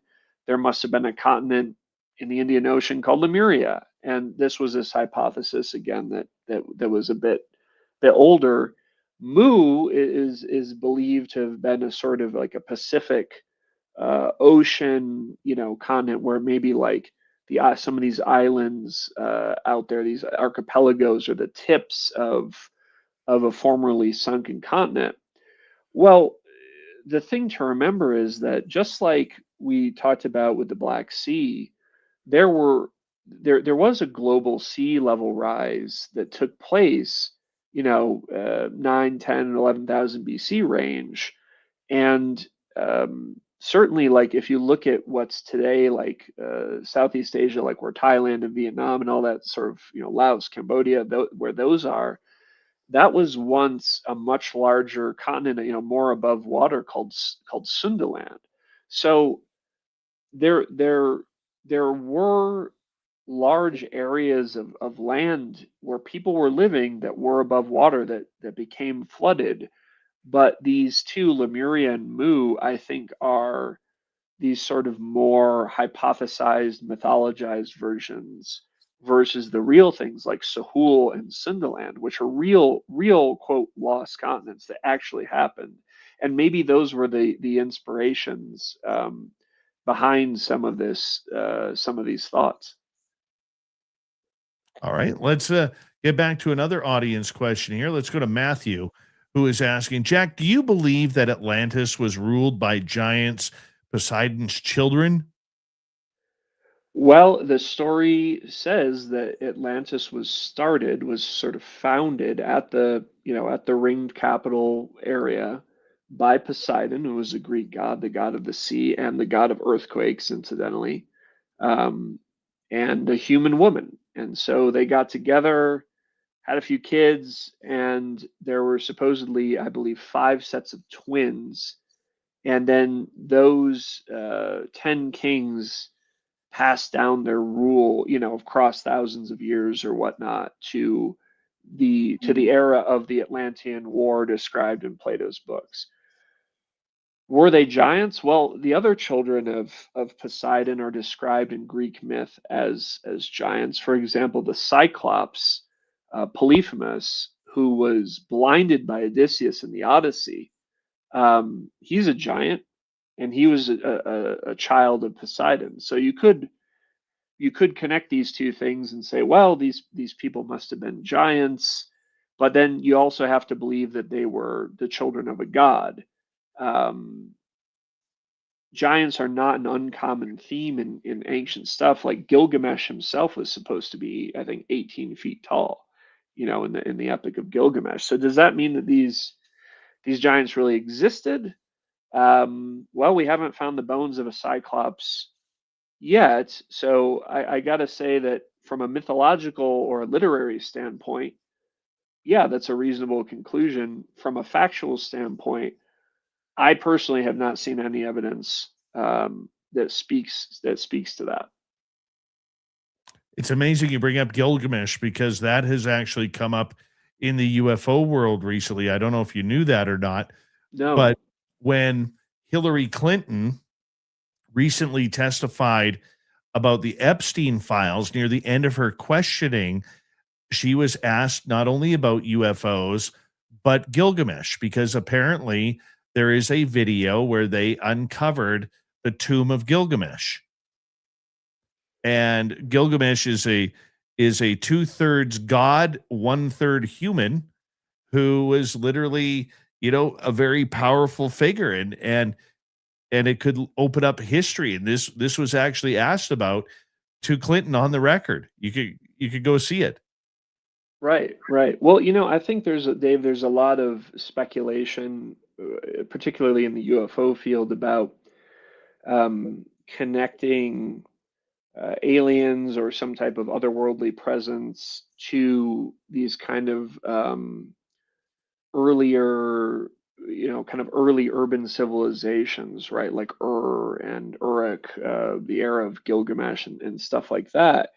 And listen, all that stuff is entirely possible, right? There's nothing to prove that beings, whether physical or otherworldly, have not visited the planet.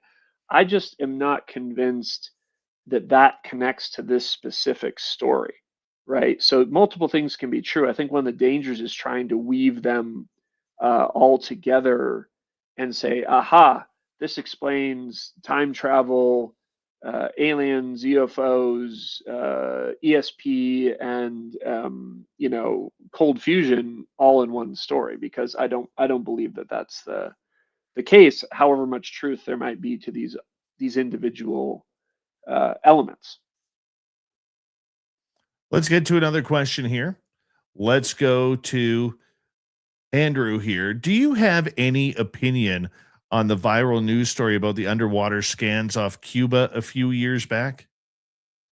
I am not aware of what specifically they're talking about. I'm not sure if that was related to some meteor strikes, or if this is something related to stuff like around the Bimini Road type of thing. I'm not sure. I'm aware of that. Yeah.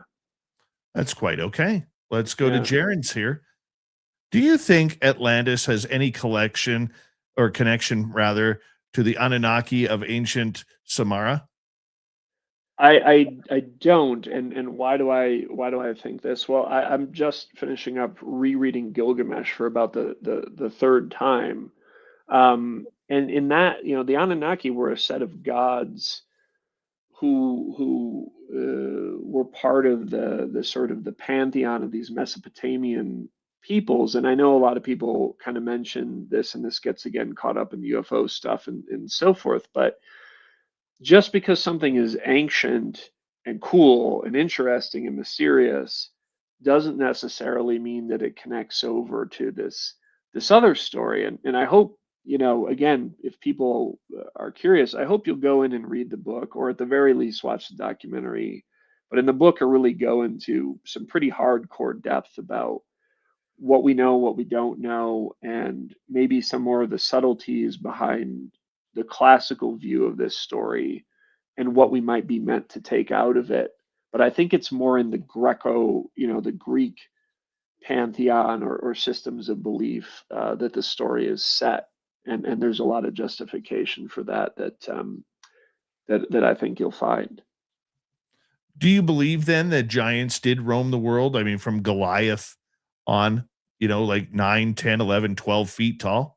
Well, the tallest guy in the world that we have on record was like 9 feet tall. I mean, that guy was from like 60 or 70 years ago, right? Um, so, I mean, if we have an example of a guy in our modern era who was basically 9 feet tall, I'm not sure why such a person couldn't have existed in the ancient world as well.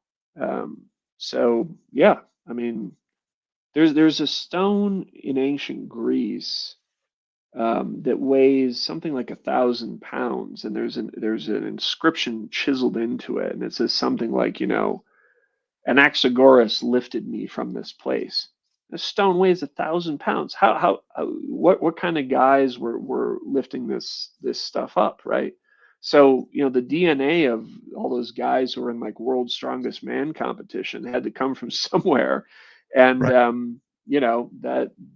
that's been with us for a long time. So I think there's always been huge people, out there, and it certainly makes sense, especially in an ancient world, if people were, in the early days of farming, or down through the Middle Ages, a lot of people were shorter.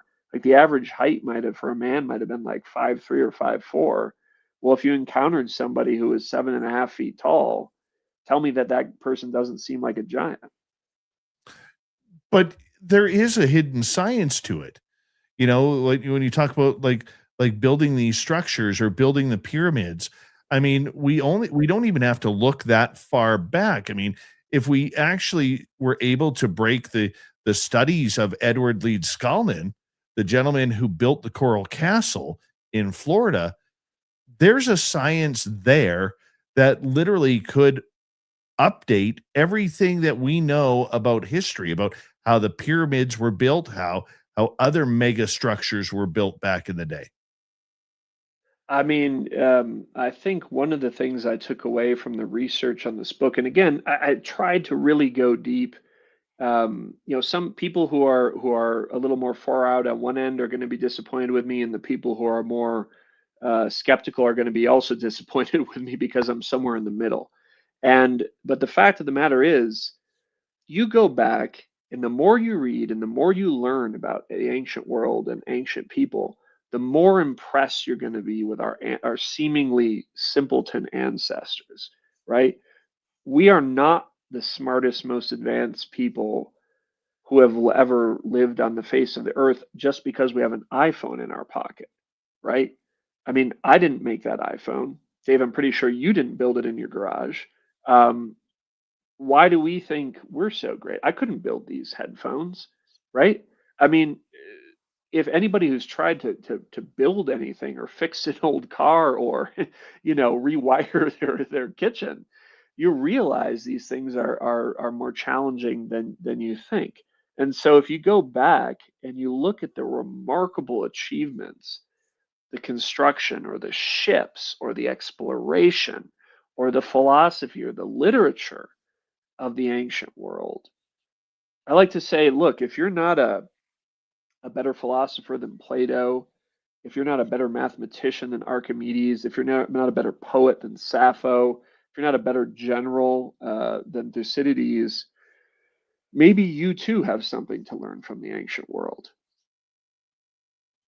That's very true. But I guess the Coral Castle, just to take a step back for a second, this is one that has always interested me because I mean, Edward Leeds Scullin, he was like you said, 5'3", 5'4", maybe 130, 140 pounds. That's not a big man. And here he was using some science that he hid behind curtain walls, to move these megalithic structures that weighed in excess of a couple tons, if not more. And when you look at, Atlantis or the pyramids in Egypt, we are always asking the question, how were these built? Every documentary you get into with these scientists still trying to figure out how these structures were built. And then we get into aliens, we get into, a lot of far-fetched ideas like that when apparently the science is right there, but we just haven't been able to figure it out. And I think we've actually come a long way toward understanding stuff. What you can't see on the other side of my monitor is a stack of about 40 books on Egypt and the pyramids for this new documentary I'm working on.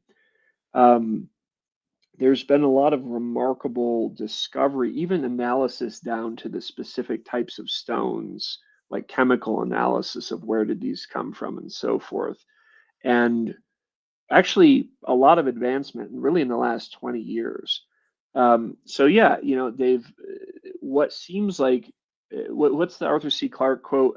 Any sufficiently advanced science appears like magic to the outside observer or whatever, to a more primitive people or whatever it is.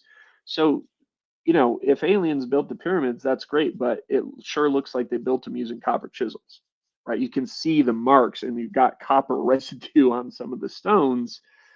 It's what's so baffling to us is the incredible achievement and the craftsmanship, and it doesn't compute to us, to people who didn't have technology. But when you start using technology, you lose some of these abilities, right? As soon as you start using a calculator, you don't have to do the math in your head, right? And so then that part of your brain atrophies, and that's true with everything, right? Every science, every ability. um, Julius Caesar was notable for pointing out that, like, the Druids of the Gauls that he was fighting never wrote anything down. They memorized all their history, all their mythology, everything. And why did they do that? Well, that way then the wisdom could never be stolen. These guys would take it to the grave with them. They'd sooner die than give it up to an unworthy person. So I think there's something there where we assume ancient people were primitive, and then then other people say, well, they must have had technology because they did all this great stuff. But again, I think the truth is these people were incredible, incredible thinkers, incredible craftsmen. And just because we can't do it today. I mean, I can't paint the Mona Lisa, but I believe that Da Vinci did it 500 years ago. Were they smarter than us? In many ways, I think almost assuredly.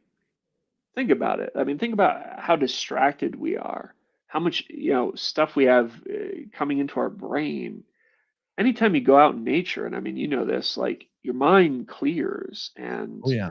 I think there's evidence that even just being around trees, like, has a positive influence on your health.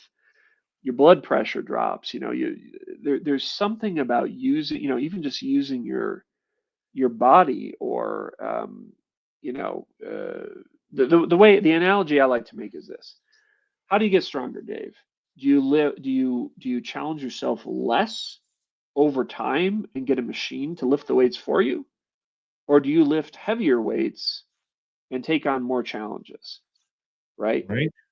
So which is harder, going out and tracking an elk and killing it by hand, and knowing how to skin it and, dress it and get the meat back and smoke it and get it back to your village, or going to the refrigerator, for a beer and a bag of chips.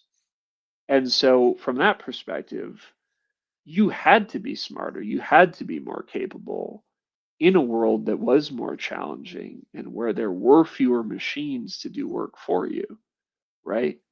So I believe pretty strongly that we have to be careful in the modern world that we, along with the wonderful things we have, like many aspects of modern medicine, what abilities have we lost?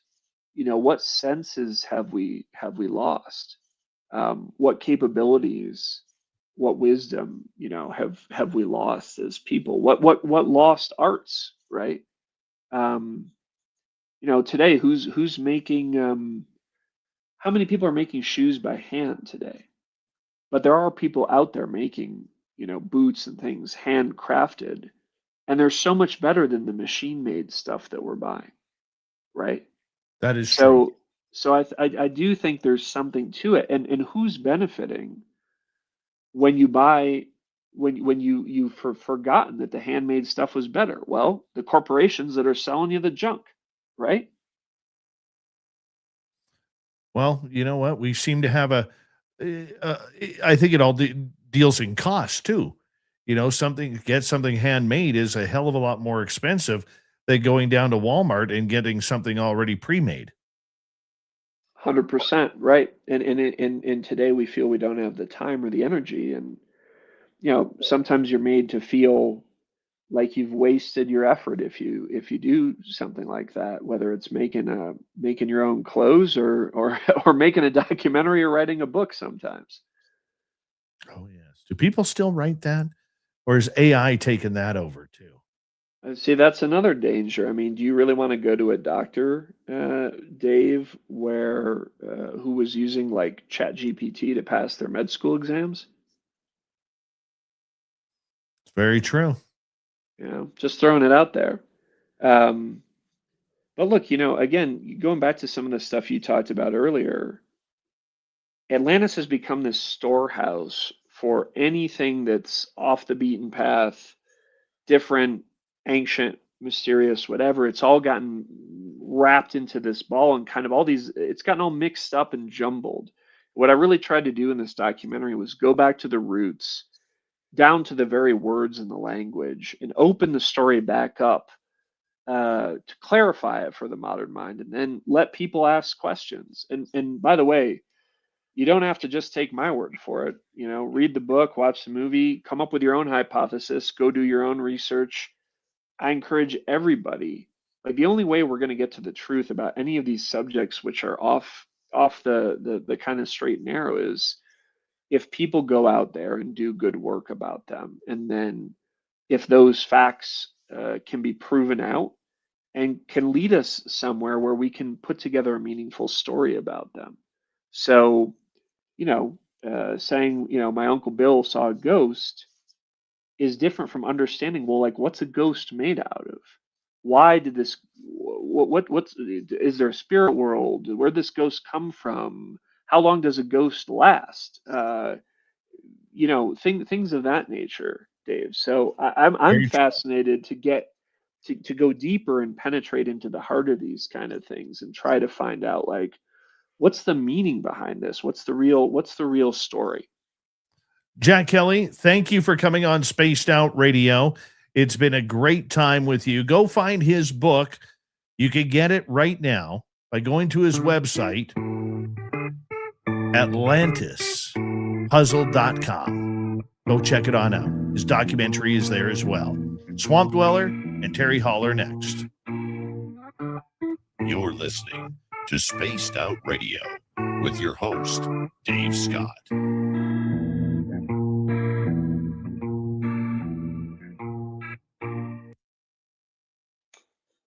Dave, thank you so much. Brother, that was awesome. That was Hope awesome. you enjoyed We it. had I a hope good the time. audience enjoyed it too. They did. I can tell. That was great. I hope we did you some justice here tonight. Fantastic, Chief. Well, thanks so much. Appreciate the opportunity. Wish you a pleasant evening. And You too. yeah, I'll circle back with you when we got another one to talk about. Please do. Please do. That would be awesome. All right. All right, Jack. Fantastic. Have a good night, okay? Take care, Dave. Bye-bye. Talk soon. Bye. All right, everybody. Try and move my chair. I'll be right back.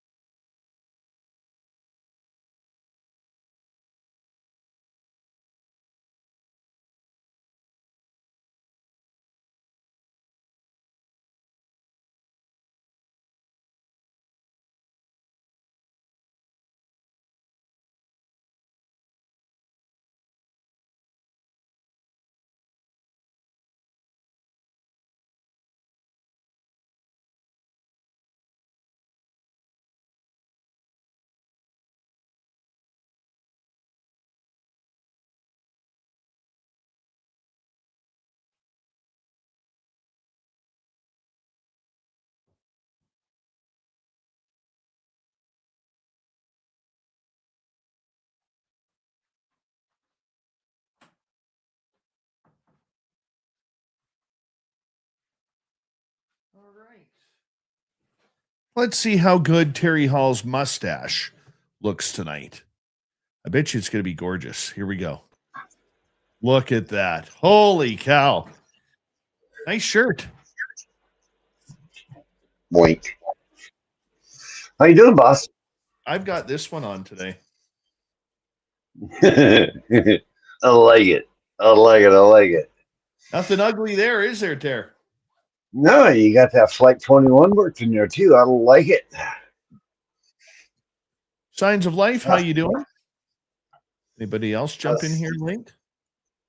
How's the Flight 21 progressing? Still waiting for the snow to melt. I was at the Well, Heritage site today. I'll be putting up a new video, hopefully this weekend, about Haunted 108, and that'll be good.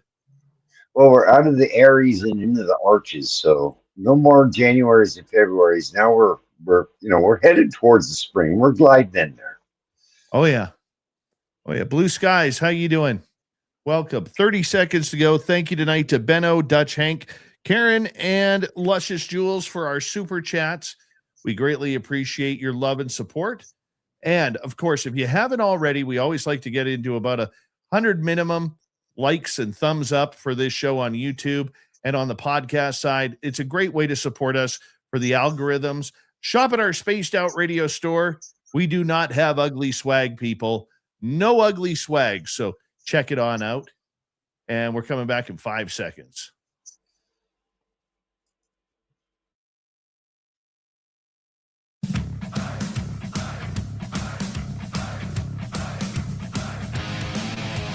We are into hour number 3 of Spaced Out Radio.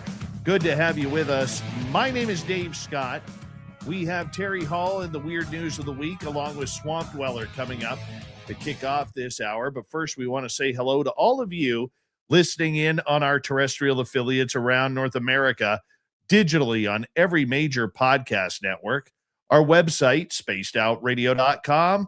We have a plethora of features for you. Rock out to Bumblefoot, read the news wire, check out our swag as well.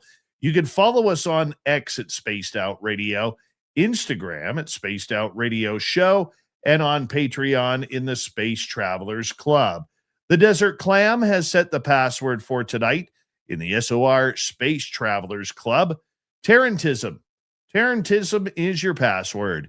Use it wisely, Space Travelers, as the Clam sets the password each and every night right here on Spaced Out Radio.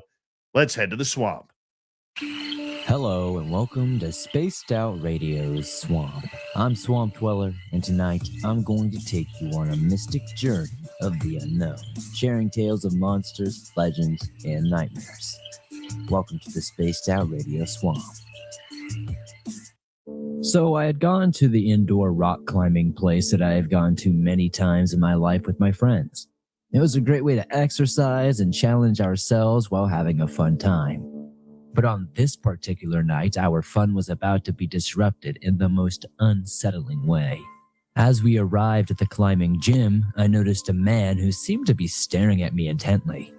He was tall with unkempt hair and a scraggly beard. He wore a tattered hoodie and jeans that looked like they hadn't been washed in quite some time, multiple weeks at the very least.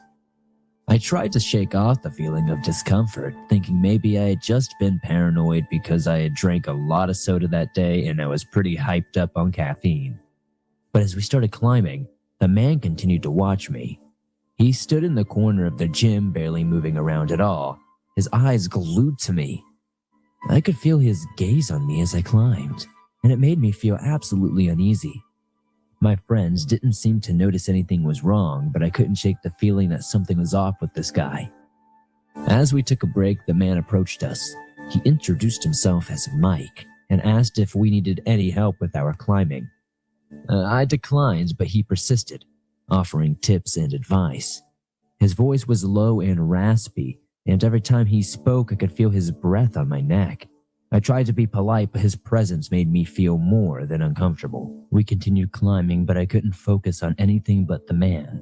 He started making creepy comments like, "You have strong arms, and I like the way you move." My friend still didn't seem to notice anything, and I didn't want to ruin our night, so I did try to ignore him. But the man didn't stop there. As I was climbing, he started circling the base of the wall, muttering under his breath. I couldn't hear what he was saying, but his voice was deep and guttural. Suddenly, he lunged at me, grabbing my leg and pulling me down. I screamed and my friends rushed to my side, asking me what happened. The man just stood there with a sickening grin on his face. I could feel his eyes on me and I knew I had to get out of there.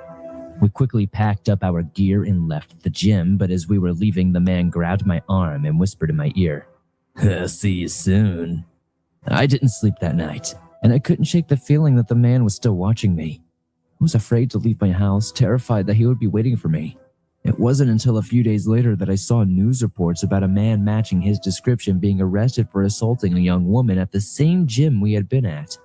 The thought of what could have happened to me if my friends had not been there still haunts me to this day.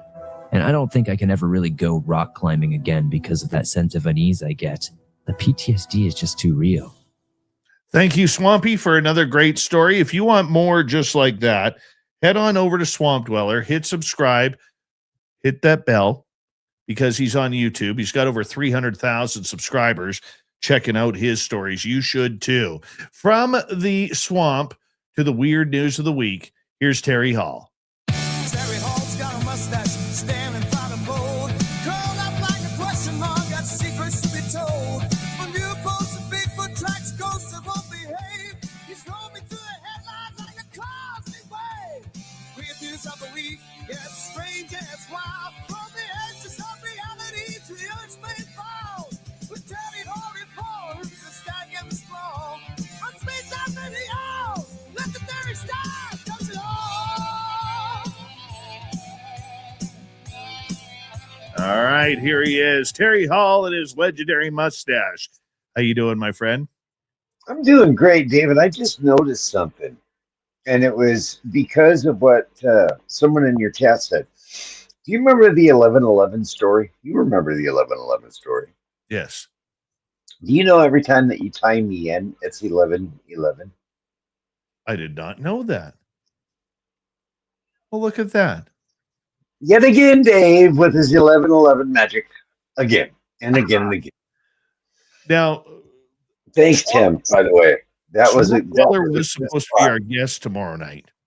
Swamp Dweller was supposed to be our guest tomorrow night. He's had some family matters come up. We're rescheduling him. But tomorrow night on the show, we're going to have a great one for you. A gentleman who goes, our YouTube audience will recognize his name. He goes by Whistling Mike in our YouTube chat. And he is an actual whistleblower. Mm-hmm. And he has gone through the process of telling his story. So tomorrow night, we are going to be talking about whistleblowers. Now that's going to be amazing. Process and how it worked for him, how it's worked for others. What does he believe? What doesn't he believe? I don't know his real name. We just know him by Whistling Mike. But I do know that he has been vetted, and it's going to be a good show tomorrow. Well, I will definitely be a member of the audience tomorrow evening. That's for sure. Well, you know what? It's going to be good for us, Terry, in order to get that hands-on bird's eye view of what these people who've had these extraordinary encounters while working for the government and or military, of what they're going through and the questions that they're asked. Well, this is a question you might be able to ask your guest tomorrow evening. And it goes in your introduction song that you always play for me every week, which I thoroughly enjoy. It says talking about secrets. Well, let's just stay with the whistleblower thing this evening, just to start off with, if that's okay with you. Is that okay? Sure. All right. Well, there is a story circulating. Just came popping back around. It did pop up last year, but it's really grew up in strength again. That the U.S. has spent $21 trillion to build a secret underground doomsday bunker for elites. Now, this came straight from Catherine Austin Fitts. She was the former Secretary of Housing and Urban Development for the Bush administration. But it goes deeper than that. You recall back on September 10th, 2001, the U.S. Secretary of Defense Donald Rumsfeld stated that they could not track $2.1 trillion in government spending the day before 9/11. You recall that? Yes. Well, in her claims, Catherine Austin Fitts says that this goes back, and now it was the University of Michigan that did that study with Donald Rumsfeld that discovered the $2.1 trillion in missing untraceable spending from the government. once again, the University of Michigan had its hand in this as well. It goes back to a 2017 report by Mark Skidmore. Now, Skidmore says that there was a lot more behind this, behind the $21 trillion. He said it even goes to a secret space program, as well as secret underground military installations, as well as the roadway that everybody's talking about that's connecting all of these bases together, and the deep underground roadway that you could basically go from New York to California underground and never pop out. Well, I guess they found the spending for it, Dave. Oh, wow. Where did they So, find that? based on the claim of the 2017 report, highlighted unexplained federal spending, particularly within the Department of Defense and HUD, Housing and Urban Development. And it included secret space programs, underground military bases. Let's see, what was the one? What was the other one? How did they call it? What did they name it? They named it, for a near-ending event or near-life-ending event. I guess they built their little lizard cage for all the reptilian overlords, Dave. I think that's what it is. Well, let's get into the weird news of the week, my friend. And I got a couple of beauties. Where do you want to start? Start off with something good, because my next one has to do with government too, and how silly and strange that it can get. Well, let's start off with this one, because I think we could all relate to this. In Canada, we have to press 1 for English, 2 for French. In the United States, you press 1 for English and 2 for Spanish, correct? Correct. All right. Well, for months, callers to the Washington State Department of Licensing who have requested automated service in Spanish have instead heard an AI voice speak English in a strong Spanish accent. The agency has since apologized for this error and says they're trying to fix the problem. Washington resident Maya Edwards learned of the AI accented voice last summer after her Mexican husband tried using the Spanish language option while seeking information about his driver's license. He is bilingual, but saw that the wait time for speaking to a customer service rep in English was so long, so he hit 2 for Spanish. Well, to his surprise, it was an AI accent and not really Spanish speaking at all. I'm just curious, Terry, how does this even make it through? How It's does like that Fox happen? Ruby used to say, "I don't care who you are, that's just funny." Oh my goodness. Funny. Well, AI, that man. So this was what you said once again. This was a translating line, or like one of the things that when you call in and you're supposed to press 2 and it's a Spanish line, right? Yes.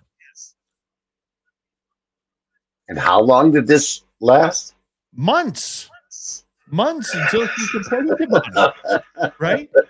I mean, I think we've all had our troubles, trying to get somebody who we could communicate with, and no offense to the people who have the job. I mean, it's, I feel for them, but a lot of these phone companies, they're not in Canada or the US. They're either in Thailand or India or other English as a second language type of communications companies that are around the world. And so when I look at this and I think Spanish, okay, you hit 2. I don't understand Spanish, but let's just say I did, I would be mortified if all of a sudden there was this English AI voice making up a Spanish accent in English. I would be mortified. Well, can you imagine how much more spending that company does on just stupid stuff that nobody ever can? You know what? I bet there's 60 people that work at that company that do absolutely nothing. Probably. There's definitely not somebody that works in their IT department that tests their services. Right? That's hilarious. But you know what's really strange is why no one ever called them to complain about the issue.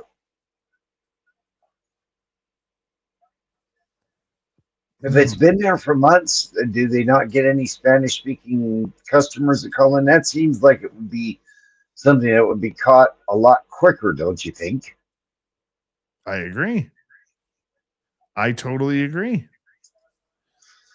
You know, But they go ahead. talking about things that sound good but don't work like that. When it comes to voting here, we've got some votes coming up here pretty soon, and this is just something that kind of lets people know to pay attention to what you're voting for, and before you vote, maybe do a little bit of research. We've got this thing in Oregon right now, Dave, called the Peace Act, and the way I learned about it was there was someone standing down at our local gas station asking us to sign a petition against animal cruelty. It all sounds great, right? When someone approaches you and says, hey, I need you to sign this, this helps out with animal cruelty, it's a pretty easy decision to make, at least you would think so. Correct. Well, the Peace Act, on the back end of it, does deal with animal cruelty, but I'll tell you how it deals with animal cruelty. It bans hunting, all hunting. It bans fishing, sport and commercial fishing. It bans trapping. You can't even trap a mouse in your own house any longer. Farming and ranching, you can't raise animals for food, dairy, eggs, and fiber that would constitute animal abuse. That's part of it. No more scientific research on animals any longer either. And even tribal rights for First Nations people are not sacred. They're gone too.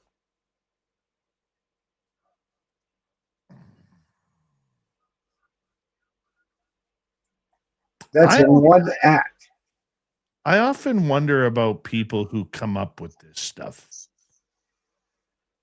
Well, I tell you what, their marketing is genius because they only needed 115,000 signatures to get this actually as a bill to be voted upon. And they've already got 112,000 signatures. But they approach you with a glaze to make the donut look appealing. But when you bite into it, it tastes really bad. I mean, so when you go out and you don't vote for a D or an R down here in the States. Don't vote parties. Vote for your heart. Vote what's in your heart. Pay attention to what you're voting for. Do a little bit of research. They send those pamphlets out every year. Take a little time and read about what you're voting for if you're going to go cast your vote. That is, I couldn't imagine. I mean, up here in British Columbia, and our political climate is much like Oregon's. Mm-hmm. Our First Nations people, which are great people and historians in our communities around here, they would lose their minds if they weren't able to hunt on their own land or fish or do their own native rights that they have. My goodness. I'm blown away that that's got that many signatures, to be blunt. There are 9 different tribes in the Oregon area here. They're not exempted. Treaty protected hunting and fishing rights would no longer exist. They would just be gone. But then it kind of goes into something deeper. Everything goes into something deeper. One part of this, they actually mentioned fiber. Well, if you can't hunt, fish, trap, if you can't farm, you can't eat. We're going to be eating bugs. Animal cruelty, then you can't eat the bugs. Well, you can't grow anything as far as fiber goes because fiber's in the bill as well, which is corn, wheat, rice, anything else that you could possibly eat. Well, if you can't hunt and fish, then you don't need guns either. Yeah. Just wow. Wow, Terry. So, one little tiny bill, one little itty bitty bill that you might think is about animal cruelty. Once you look into it, it's like I said, the glaze on the donut looks fantastic, but the donut, I wouldn't recommend you eat it. So, bring us back to reality, Dave. What did you find this week that was like funny? We need something funny after all that. Well, here's one for you. We got 3 minutes to go. And of course, this happens in Florida because these type of things only happen in Florida. Florida man stories. A Northport man faces DUI charges after him and his wife after his wife was seriously injured when she fell out of his golf cart, police said. According to a probate cause affidavit, North Police responded to a call about 9:30 at night on March 1st after a 911 call reported a woman had fallen from a golf cart on Creek 9 Drive. When officers arrived, they found James Prant behind the wheel of his golf cart. Prant told officers that he and his wife had been partying at the club since noon. He said he and his wife were on their way home when she fell out of the golf cart and hit her head on the pavement. The woman was unconscious and unresponsive, the affidavit said. She was taken to Sarasota Memorial Hospital as a trauma patient. Officers said that they saw empty alcohol containers in the golf cart. Prant failed roadside sobriety tests with breath samples measuring 0.197 and 0.194. Prant was arrested and charged with DUI with serious bodily harm. 0.197. That was an afternoon of drinking, man. How tanked do you have to be to lose control of a golf cart? I don't know, dude. I've seen some pretty hopped up golf carts. I mean, Travis Pastrana had one that you could drift with. Can you imagine that? Drifting in a golf cart.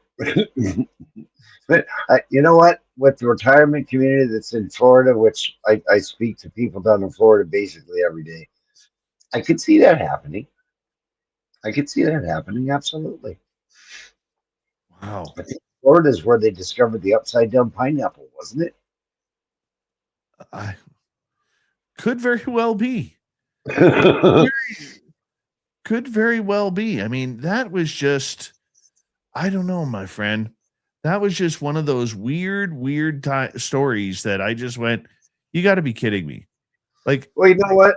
I got another golf cart story for you, and it's actually a Florida man story. It was well, you got to hold on to that because we only got about 30 seconds left, as the weird news of the week is what we do at this time every week with the legendary Terry Hall. I want to know how much Brill cream you got in your hair tonight because you're looking dapper. Absolutely none. Hair tie. Oh, it's just a hair tie. Just a hair tie. Well, that's good. Terry Hall joins us. He's part of the Spaced Out Radio team, where we kind of sit back after going hardcore all week on these weird, strange topics, that we relax a little bit and see how the rest of the world is acting around us. The weird news of the week continues right after this. This is Spaced Out Radio and your host, Dave Scott.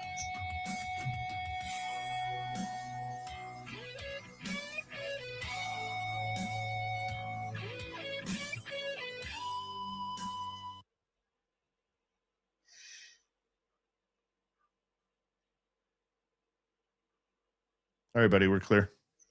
I do got to say this, man. Your show tonight was good. Yeah. Jack Kelley was very good. More and more and more people are really getting into studying that ancient history. I'm one of them, and I find it fascinating. And you know, the guys like your guests, like Randall Carson, like the rest of those guys. They're the people we need to be listening to. The Zahi Hawasses, all those guys, the establishment. Yeah, those walls need to be broken. So guests like yours this evening, they're important. They're definitely important.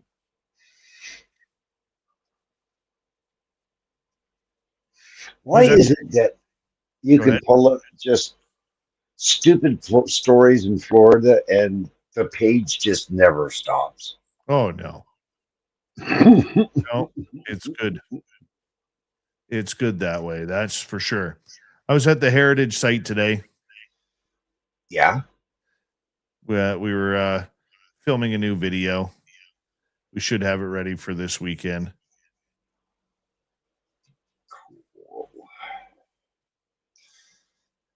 I'm glad you guys are getting all that off the ground. Good timing, because by the time that the ground gets thawed, you guys should be ready to rock and roll. Yeah.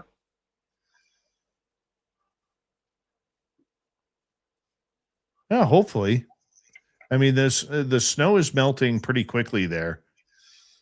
So there's a lot of grass showing now. So play it. A ghost's favorite game, hide and go seek. Right?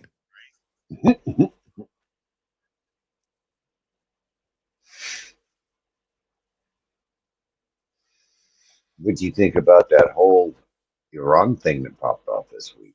I'm sorry, I was young. I had my ears plugged. I said, what do you think? What did you think about that whole Iran thing that popped off this week?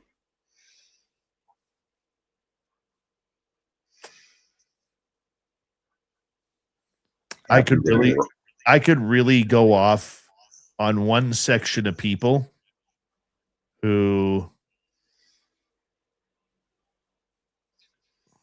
if you just sit back and look at the planning of the whole thing, it was pretty. I mean, it happened during Ramadan when everyone was going to be in the house and at home, and civilian casualties are low. And the way they plan these things out just blows my mind,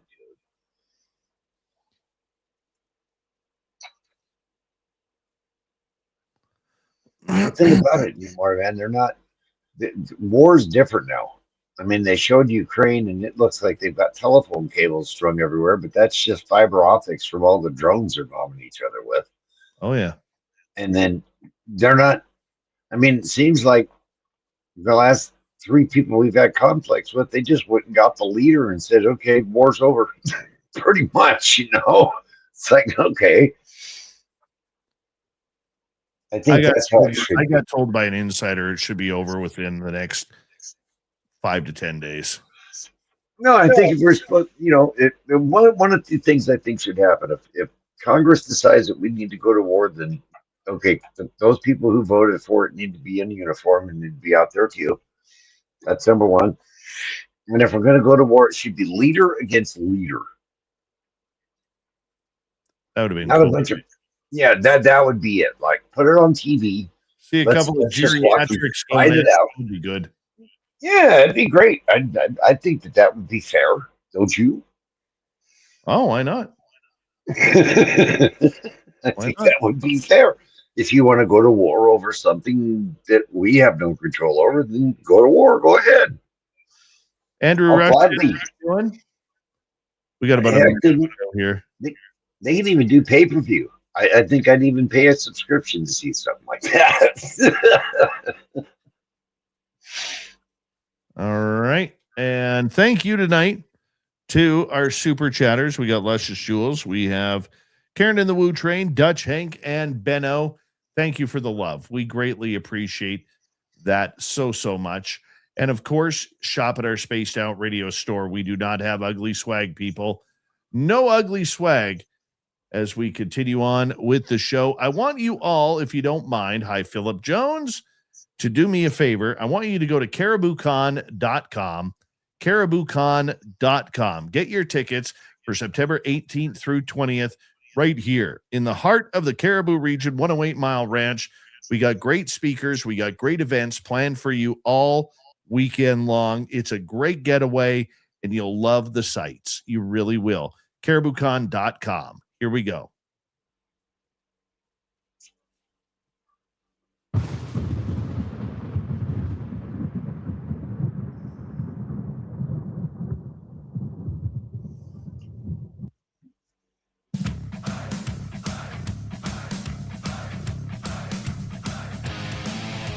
We're into the final half hour of Spaced Out Radio tonight. My name is Dave Scott, and we got Terry Hall here hanging on out with the weird news of the week. And Terry, before we get going, I got to tell you something.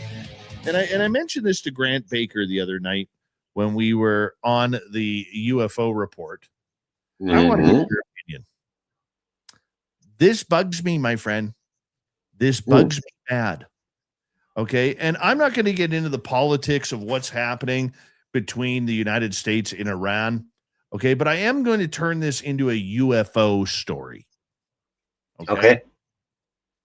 The footage that is coming out of Iran that, you know, with the bombings and the shellings and everything that is happening, the missiles flying across the sky, look how clear those videos are. You know, whether they're coming from a jet or a satellite or whatever, the videos are crisp. They are clear.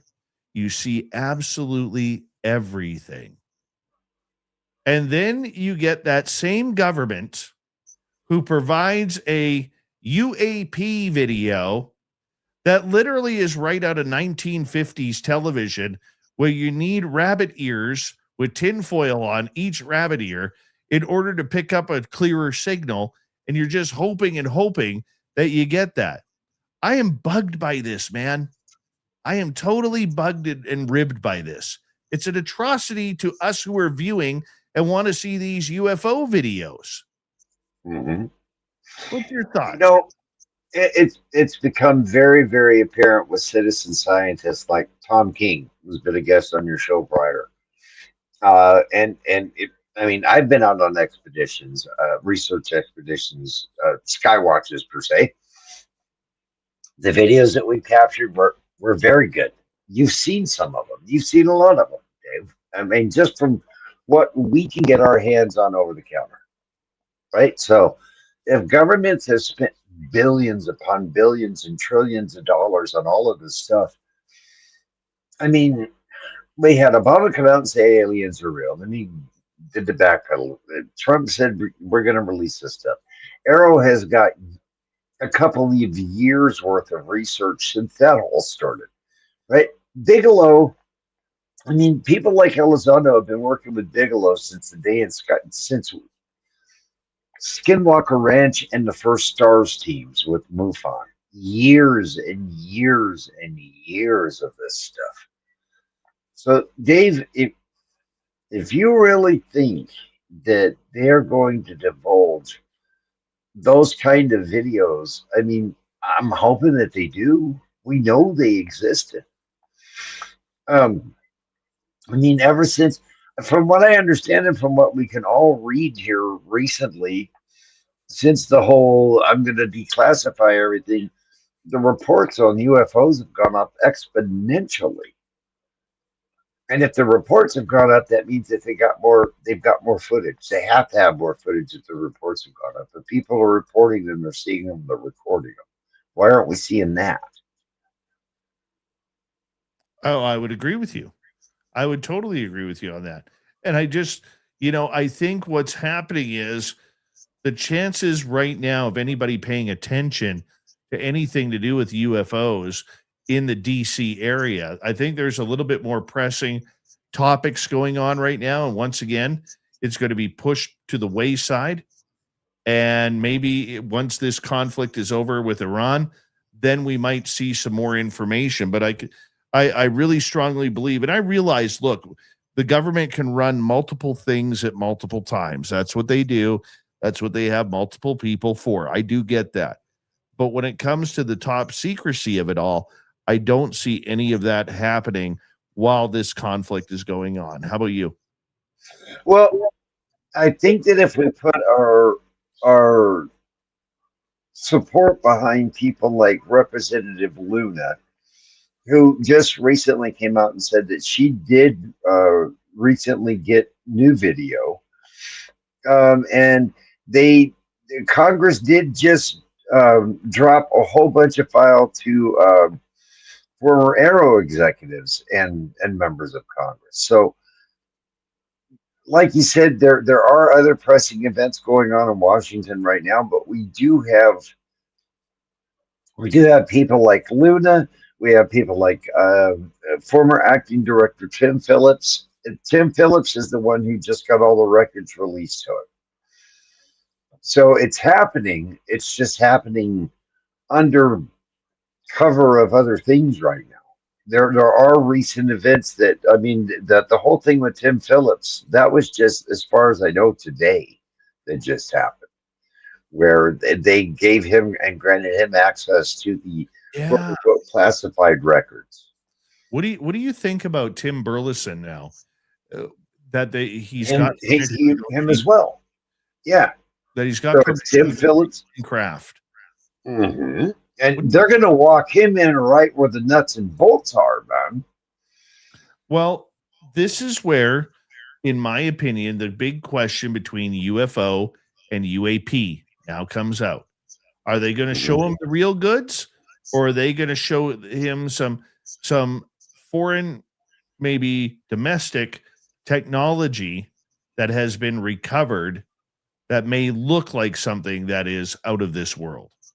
Well, the way that they worded it is, and I don't know if they actually said and talked about the block transfer of non-human technology, but they did say that it was the reverse engineering portion of Lockheed that he was going to be walked into. Take that with yourself. I hadn't heard that it was Lockheed at this time. Yeah. It was, let's see, 40 to 50 unexplained UAP cases, U activity in space, and CIA connected to alleged block transfer of non-human technology. And that goes to Senator Mike Rounds, and Senator Mike Rounds just came out today and called for more UAP transparency as well. So they did say UAP, Dave, not UFO. And that's the big one. That's the big one right now.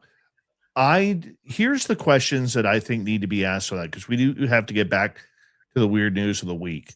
But I do think, Terry, that if Burleson is going to go view this alleged UFO / UAP, okay, I think as the public, we have a right to know where that is, what part of what state is it in, what base, where did it come from, how long have we had it, was it a crash retrieval, or was it a gift, or is it something man-made?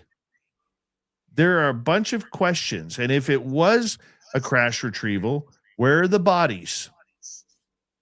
Have we been able to get in? Have we been able to engineer? Have we figured out the science behind the metals that create the craft? Okay, what's its propulsion system? Are there any symbols on it? How do you fly the craft? Is it much like Grant Cameron says, or in the movie Flight of the Navigator, where you just put your hand on these orbs on either side and you sit there and you steer it with your hands and your mind, and wherever you want to go, you go? I've always thought that would be the second part to the big question. Not only where are they coming from, but how are they getting here, right? What's power in the whole thing? How do they drive it? How does it work? And then that question leads into the next, which leads into the next, which hopefully one day. But what I'm saying, though, Terry, is if you're Representative Burleson You can't come out in public and say, hey, I am going to be shown one of these craft. Okay. And then not give the juice on where it is. It's like cracking an egg, but never opening it for breakfast to put it in the frying pan. You just cracked an egg. So what are you trying to pull? How transparent are you? You're talking about transparency on all of this, and don't give me the crap about an NDA or anything like that. Because if you had an NDA, you wouldn't have said that you were going to see a craft unless it is a man-made object. The other half to that too, Dave, is unless you really are digging for this kind of stuff, this isn't the kind of thing that mainstream media is reporting on. If you don't tune into someplace like here, you don't. If you're not actually hunting for this kind of information, you're not just going to run across it, hunky dory. It's not just going to pop up in the feed someplace. You have to look for this kind of stuff. And that's what we need to get bypassed. We need to get bypassed that. Again, 2017, they had it all over the news. They had it all over TV. They had it everywhere. Now that we've got our actual foot in the door, I think that's the part of the whole equation that's missing right now, is really getting it into the public eye a lot more than it is. Don't you feel that way? Sure. But I'll tell you, with Burleson doing this, it's sure going to be a litmus test of where technology is and where transparency is. Let's get back to the weird news of the week. You said you had a Florida man story about a golf cart. I do. A Putnam man who had been missing for an entire week was found on the shoulder of the road, buried in mud. Once again, we're talking about being intoxicated and driving a golf cart. Well, that was the beginning of this story. On Valentine's Day, the gentleman left his residence to go on a beer run down to the liquor store, grab another 12-pack or so. Well, I guess they just thought he did one of those I'm stepping out for cigarettes, honey, and I'll never be back kind of things, because nobody had seen him for a week. And it took a sheriff drove by and happened to see the corner of the golf cart, the top corner of the golf cart, sticking out of the mud. When he went in to investigate, the gentleman was there. He had been there for an entire week, buried in mud, no food, no water. It took him 3 hours to dig the guy out. Was he alive? He was alive. He survived. Holy cow. Can you imagine the hell that guy went through, being buried in mud in Florida on the side of the road for a week? How was he not eaten by an alligator? Oh, my. Oh, but there you go. Once again, like I said, you could just enter the words Florida man in Google, and you could discover stories like this that'll just keep you rolling for days. Well, sticking with Florida man, in Orange County, a man accused of attacking a local restaurant owner and damaging a kitchen told deputies he was trying to stop a new strain of COVID-19, according to the arrest report. Yeah, this is a pretty racial story here. Authorities say Richard Jarvis entered Pearl's Chinese restaurant on Monday and began destroying the kitchen with a shovel, causing thousands of dollars in damages. Now, the backstory is investigators allege he struck the owner during the attack. Vanessa Trejo, who owns another business in the plaza, said she had just finished eating at the restaurant when the violence began. The guy had like a shovel, and he was swinging it and hitting them, Trejo said. According to the arrest report, Jarvis told deputies, "I had to destroy the restaurant. All Chinese restaurants are going to release a new strain of COVID in July on the 6th. I am prophetic. I am trying to save everyone. In the aftermath, nearby businesses are increasing security precautions. Now we're going to try and take a different precaution, like keeping our doors locked in the back, Trejo said. Keeping the front door locked because he walked in through the front. Customers say their focus is on the owner's recovery. We think about the long-term ramifications of this owner now, said Clifton Hall. Every customer that comes in this door potentially could be a threat to him. There we go with the threat narrative. Trejo said multiple businesses in the plaza called 911 during the attack. Hall said he hopes the sense of community support will help the owner feel safe again. Now they're going to have people watching out for them. Some good can come out of this as well. Now, as strange and weird and as racial profiling as that story is, Terry, it also shows the danger of people who go down the conspiracy theory rabbit hole a little too much. Because you know what? We're all conspiracy theorists. We believe in UFOs and we believe in all of this stuff. But there are some people who radicalize it. Okay. And the problem is, over the last number of years, we have had, Terry, a number of conspiracy theories come true. So, Mr. Scott, you are going to get me into a lot of trouble on this. Oh, I know. I'm pushing your buttons here. Okay. You want to talk about the COVID, right? Okay, let's talk we're about not COVID. talking COVID. We're not No, okay, let's talk about pandemics. We'll just talk about pandemics. We won't name it. We'll just talk about pandemics. Well, did you ever read? It was written in 2010, and they write this report every year.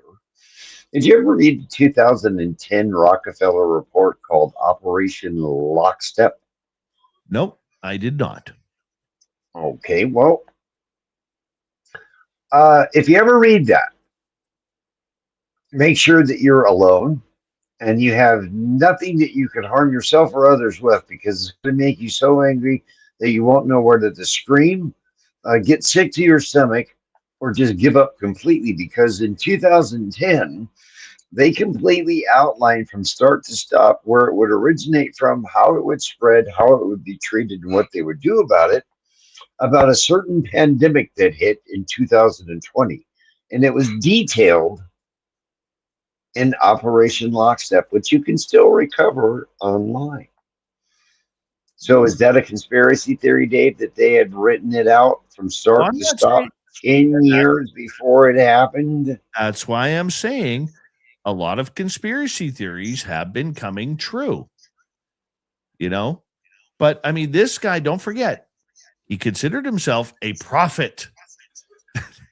He was... Well, I would consider myself a prophet too if I would have went to an extreme after I read 2010. I probably would have been telling people too.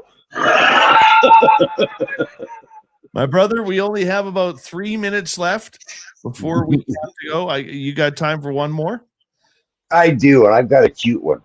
There was a fella in Manchester, England. You remember the old red telephone boxes that they used to have all over the place? Well, this young man hadn't quite come up to speed that they hadn't functioned in years. So he was a little bit tipsy. He hopped into one of their big red telephone booths, shut the door behind him when he discovered that there was not a working phone in there, when he had shut the door behind him and locked, and he was trapped. His friends attempted for 3 hours to break him out of the big red telephone booth, and they were unsuccessful because basically the glass is bulletproof and the frames are all made out of steel. And it took a fight. It took the fire department an additional hour to rescue the young man from the big red telephone booth. So Doctor Who's transport is very safe, apparently. You can't get into it. You can't get out of it either, I guess. And here's my final story for the night. I love that story. You know what's funny, Terry? I had that one lined up for you, too. I told you. All right. Here's an interesting one. Federal authorities have taken a major step in the investigation into a brazen robbery that shook the Pokemon world, arresting an alleged getaway driver linked to the theft of more than $116,000 in rare Pokemon cards from a Manhattan trading card shop. Police arrested Julio Cesares Colina, 27 years old, on January 21st in connection with the armed robbery. And prosecutors say Cesares dropped off 3 masked accomplices near the shop during a crowded community event, waited roughly 7 minutes, and then drove them away after the crew smashed display cases and loaded up high-value Pokemon cards. Now, customers in the store also had guns pointed at them during the wild situation. Investigators allege Cesares also served as a driver in a January 9th theft in Queens, where approximately $11,700 worth of merchandise and about $1,000 cash were stolen from another collector's store. In exchange for his role, Cesares, well, he's starting to squeal a little bit. Yeah, he's starting to squeal, saying that he received gas money and items, including batteries and women's clothing, and which he later sold for profit. His claim was that he was unaware of the crew's plans and being treated by prosecutors as an attempt to minimize his involvement in the case. My goodness. Pokemon card, 116 grand. That whole card thing, there was another story this week about a man who actually worked that was, he would go into a store, he would buy the cheap taco seasoning, tear the top off, put the cards in the taco bag, and then he stole over $10,000 worth of sealed packs of game cards. Those things are getting crazy anymore, Dave. Oh, yeah. They are expensive indeed. Terry Hall, thank you for another great hour of Weird News of the Week on Spaced Out Radio. As we say goodnight to Terry and his beautiful mustache. And hello to Mr. Ron Bumblefoot Thal, rocking in the background with Little Brother is watching. Bumblefoot is the official music of Spaced Out Radio, rocking us in and out of every single show. Get your horns up for the guitar god himself.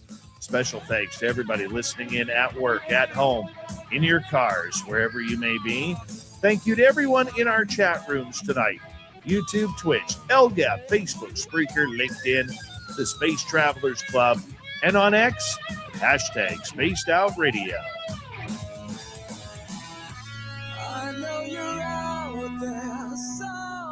Remember, this show is copyright by Spaced Out Radio and Bigfoot Broadcasting Limited. Thank you so much for choosing to share your evening with us, because together, my friends, we're watching. We own the night. Mr. Bumblefoot, we need a favor. We need you to take us home.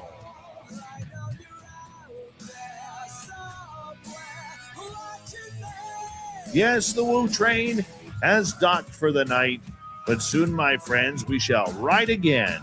Your seats are always available. Your tickets never expire. And if you want to bring a friend, we've got room for them too. Good night, everybody.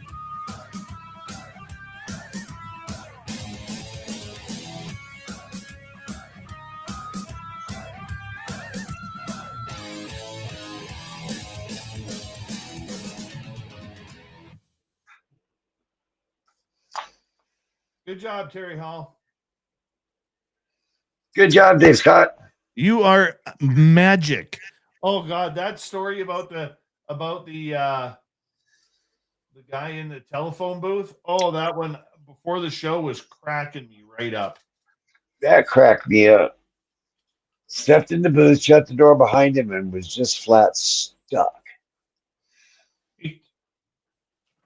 I felt bad for that dude who got stuck in the mud. Andrew Giddens, 36, several days without food or water, and then rescued. Wow.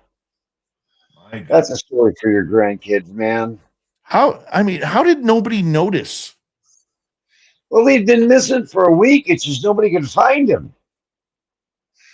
The thing was, what really threw everybody off was that he had recently broken up with his girlfriend and he was depressed. So, they kind of people were thinking the worst. But as it turned out, some sheriff seen him stuck in the mud on the side of the road, man. Been gone for an entire week. No kidding. That's scary. I mean, really, because the other thing that I am, I like to research stuff, just stupid things like this. I look back at the week that poor fellow was gone. Freezing temperatures at night. Oh, wow. So I can't imagine he was in very good shape when they did find him. But he lived though, Dave. Well, Only thank in goodness for Florida, that. man. Only in Florida, dude. God bless Florida, man. You're gonna have to get a UFO panel here going, or like a round table going before too long, because really over about the last 11 days or so, there has been quite a bit of movement as far as the people getting stuff and more records getting opened and things like that. So the football's moving down the field for a change, I think. I hope. We're going to see. One thing we do know is Steve Bassett is excited. Oh, I bet you he is just going all over Capitol Hill, just having a hoot and a holler right now, right? I love Steve Bassett, and this is his dream come true right now. It really is. And my goodness. It's kind of like, okay. Go ahead. If they can afford to spend $21 trillion building lizard cages for reptilians, then I think they could kick us down a little bit of money for new cameras so we can look up, don't you? I would agree.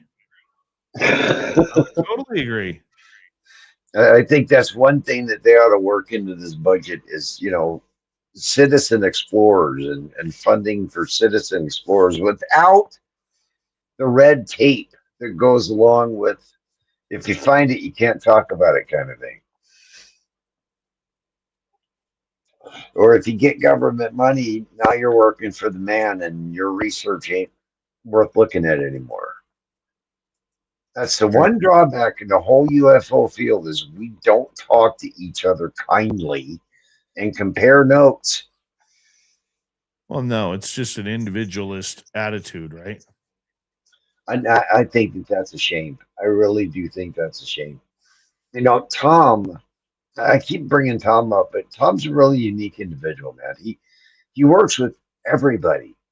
If you call Tom out and invite him, if he can come, he'll come. And it doesn't matter if your name is Drew Carey, Steve Baskett, Dave Scott, the Easter Bunny. If you invite Tom, he'll come and he'll bring his gear with him. Yeah. And he'll share his results. That's what he does. On his little itty-bitty show that Tom has, that's all he does is he just looks at other people's stuff and asks people what they think about it. And that's what I think that's a lot of what's missing and what we've tried to do for so many years. That's where Tim and I had our success at, was we just talked to everybody. I wasn't shy about reaching out and asking people for help and guidance, and I never had nobody ever turned me away. You being shy, I would never see that. I would never see that. I mean, starting off something like that when it's something as new as what Tim and I were doing, I mean, it only made sense to talk to the people who had attempted to do that on a much larger scale than I did, like with Dick and those guys, Richard and those guys. Yes, sir. So anyhow, Dave Scott, I'm going to call it an evening. I hope the rest of you guys have a wonderful rest of your night. And once again, Dave, that was an outstanding show. Keep it up, huh? Thank you, brother. Thank you. Right. And tomorrow night on the show, guest change. Once again, Swamp Dweller will not be here, but Whistling Mike will be. We're going to learn what it's like to be a whistleblower and go through the process. Whistling Mike is going to be with us. You might recognize his name from our chat room. He's in there right now. Well, at least he was just a couple of minutes ago. But thank you for that.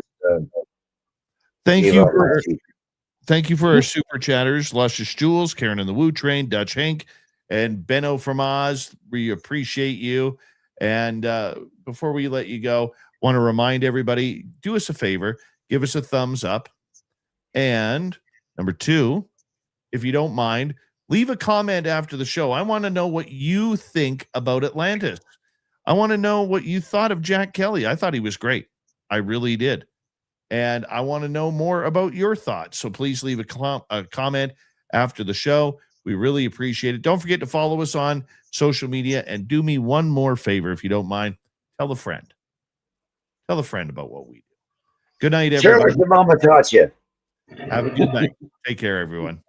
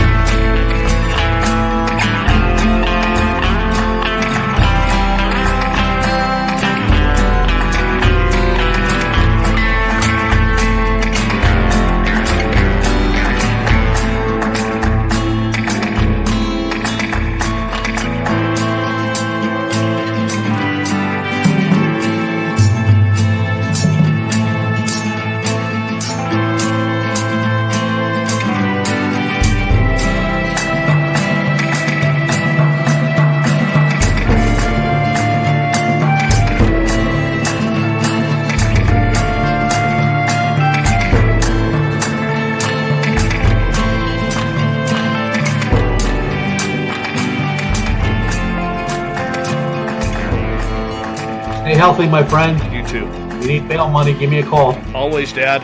Take care. You too.